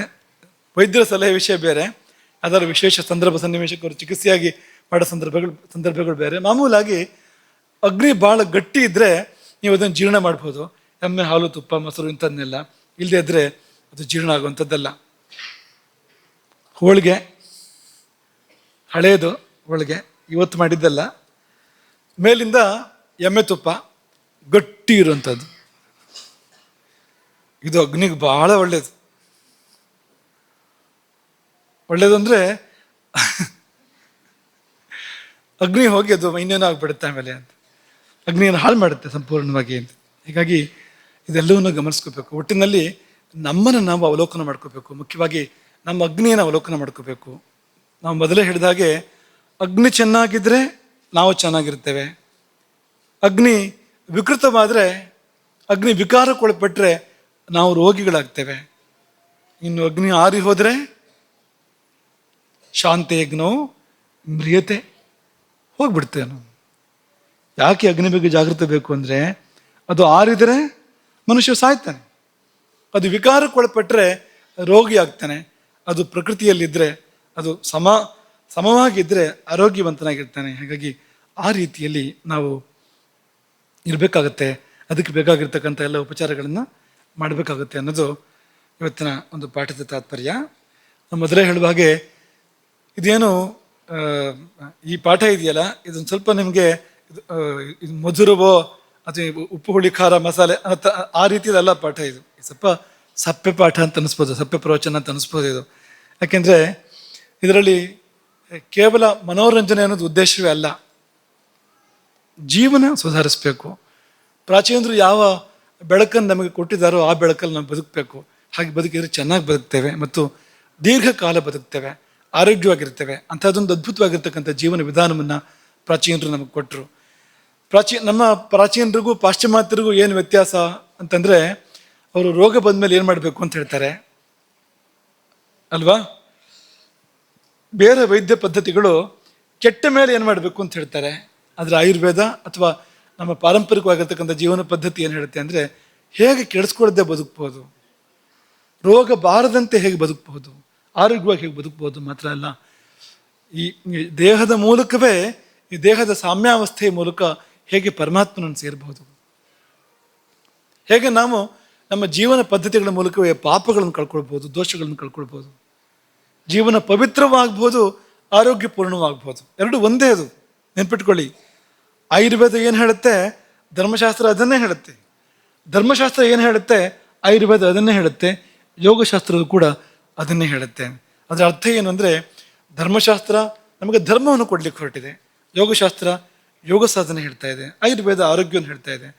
ಯಾವುದು ಆರೋಗ್ಯವೋ ಅದೇ ಯೋಗ, ಯಾವುದು ಯೋಗವೋ ಅದೇ ಧರ್ಮ, ಯಾವುದು ಧರ್ಮವೋ ಅದೇ ಆತ್ಮಜ್ಞಾನ, ಅದೇ ಅಧ್ಯಾತ್ಮ, ಬೇರೆ ಏನೂ ಅಲ್ಲ. ಹಾಗಾಗಿ ಇದು ಬೇರೆ ಅಲ್ಲ, ಅದು ಬೇರೆ ಅಲ್ಲ. ಆರೋಗ್ಯ ಬೇರೆ ಅಲ್ಲ, ಅಧ್ಯಾತ್ಮ ಬೇರೆ ಅಲ್ಲ, ಆಹಾರ ಬೇರೆ ಅಲ್ಲ. ಇದೆಲ್ಲ ಒಟ್ಟೊಟ್ಟಿಗೆ ಹೋಗುವಂಥದ್ದು. ಇದಕ್ಕಾಗ್ತದೆ ಅಂದರೆ ಅದಕ್ಕೂ ಆಗ್ತದೆ, ಅದು ಇದಕ್ಕಾಗದಿದ್ದರೆ ಅದಕ್ಕೂ ಆಗೋದಿಲ್ಲ. ಒಂದು ಆರೋಗ್ಯಕ್ಕೆ ಹಾಳು ಅಂತಂದರೆ ಅದು ಅಧ್ಯಾತ್ಮಕ್ಕೂ ಹಾಳೋದು, ಆರೋಗ್ಯಕ್ಕೆ ಒಳ್ಳೆಯದು ಅಂದರೆ ಅಧ್ಯಾತ್ಮಕ್ಕೂ ಒಳ್ಳೆಯದು. ಸಾಮಾನ್ಯವಾಗಿ ಇವೆಲ್ಲವೂ ಕೂಡ ಸೂತ್ರಕ್ಕೊಳಪಟ್ಟಿರ್ತೇವೆ, ವಿಶೇಷ ಪ್ರಕರಣಗಳನ್ನು ಹೊರತುಪಡಿಸಿ. ಯಾವುದೋ ದೇಹ ಪ್ರಕೃತಿ ಕೆಡಿಸ್ಕೊಂಡ ಸ್ಥಿತಿಯಲ್ಲಿ ಬೇರೆ ಬೇರೆ ಏನನ್ನೋ ಸೇವಿಸ್ಬೇಕಾ ಬರ್ಬೋದು, ಅದು ಬೇರೆ ವಿಷಯ. ಆಯುರ್ವೇದದಲ್ಲಿ ಕೂಡ ಅಂಥ ಔಷಧಗಳನ್ನು ಹೇಳಿದೆ, ಅನಿವಾರ್ಯವಾಗಿ ದೇಹ ಸರಿ ಮಾಡಬೇಕಲ್ಲ, ಮತ್ತೆ ಕೆಟ್ಟಿದ್ದನ್ನು ಮುಳ್ಳನ್ನು ಮುಳ್ಳಿಂದ ತೆಗಿಬೇಕು ಅನ್ನೋ ಥರ ಅಂಥದ್ದನ್ನು ಹೇಳಿದೆ. ಆದರೆ ಒಂದು ಸಹಜತೆಗೆ ಬಂದಾಗ ಯಾವುದು ಇಲ್ಲಿಗೂ ಒಳ್ಳೆಯದೋ ಅದೇ ಅಲ್ಲಿಗೂ ಒಳ್ಳೆಯದು, ಯಾವುದು ಅಲ್ಲಿಗೂ ಒಳ್ಳೆಯದೋ ಅದೇ ಇಲ್ಲಿಗೂ ಒಳ್ಳೆಯದು. ಅಲ್ಲಿ ಸಲ್ಲುವವನು ಇಲ್ಲಿಯೂ ಸಲ್ತಾನೆ, ಇಲ್ಲಿ ಸಲ್ಲದವನು ಅಲ್ಲಿಗೂ ಸಲ್ಲೋದಿಲ್ಲ. ಹಾಗಾಗಿ ಇಹ ಬೇರೆ ಅಲ್ಲ, ಪರ ಬೇರೆ ಅಲ್ಲ, ಎರಡು ಒಂದೇ, ಎರಡು ಒಂದೇ ಅಂತ ಭಾವವನ್ನು ಇಟ್ಕೊಂಡು ಮಾಡೋಣ. ನಿತ್ಯ ನಾವು ಅಗ್ನಿ ಸೇವೆಯನ್ನು ಮಾಡೋಣ. ಅಗ್ನಿಹೋತ್ರ ಇದು, ನಾವು ಮಾಡೋ ಊಟ ಅನ್ನೋದು ಅಗ್ನಿಹೋತ್ರ. ಅಗ್ನಿಹೋತ್ರ ಸಮೋ ವಿಧಿ ಅಲ್ವಾ, ನಾಂತರ ಭೋಜನಂ ಕುರ್ಯಾತ್ ಅಗ್ನಿಹೋತ್ರ ಸಮೋ ವಿಧಿ. ಈ ಊಟ ಎನ್ನುವುದು ಅಗ್ನಿಹೋತ್ರಕ್ಕೆ ಸಮಾನವಾಗಿರುವಂಥದ್ದು. ಆ ರೀತಿಯಲ್ಲಿ ಊಟವನ್ನು ಮಾಡಿ ಉದ್ಧಾರ ಆಗೋಣ. ಹರೇ ರಾಮ. ಗೋಕರ್ಣಮಂಡಲಾಧೀಶ್ವರ ಶ್ರೀಮದ್ ಜಗದ್ಗುರು ಶಂಕರಾಚಾರ್ಯ ಶ್ರೀ ಶ್ರೀ ರಾಘವೇಶ್ವರ ಭಾರತೀ ಸ್ವಾಮಿ ಮಹಾರಾಜ್ ಕಿ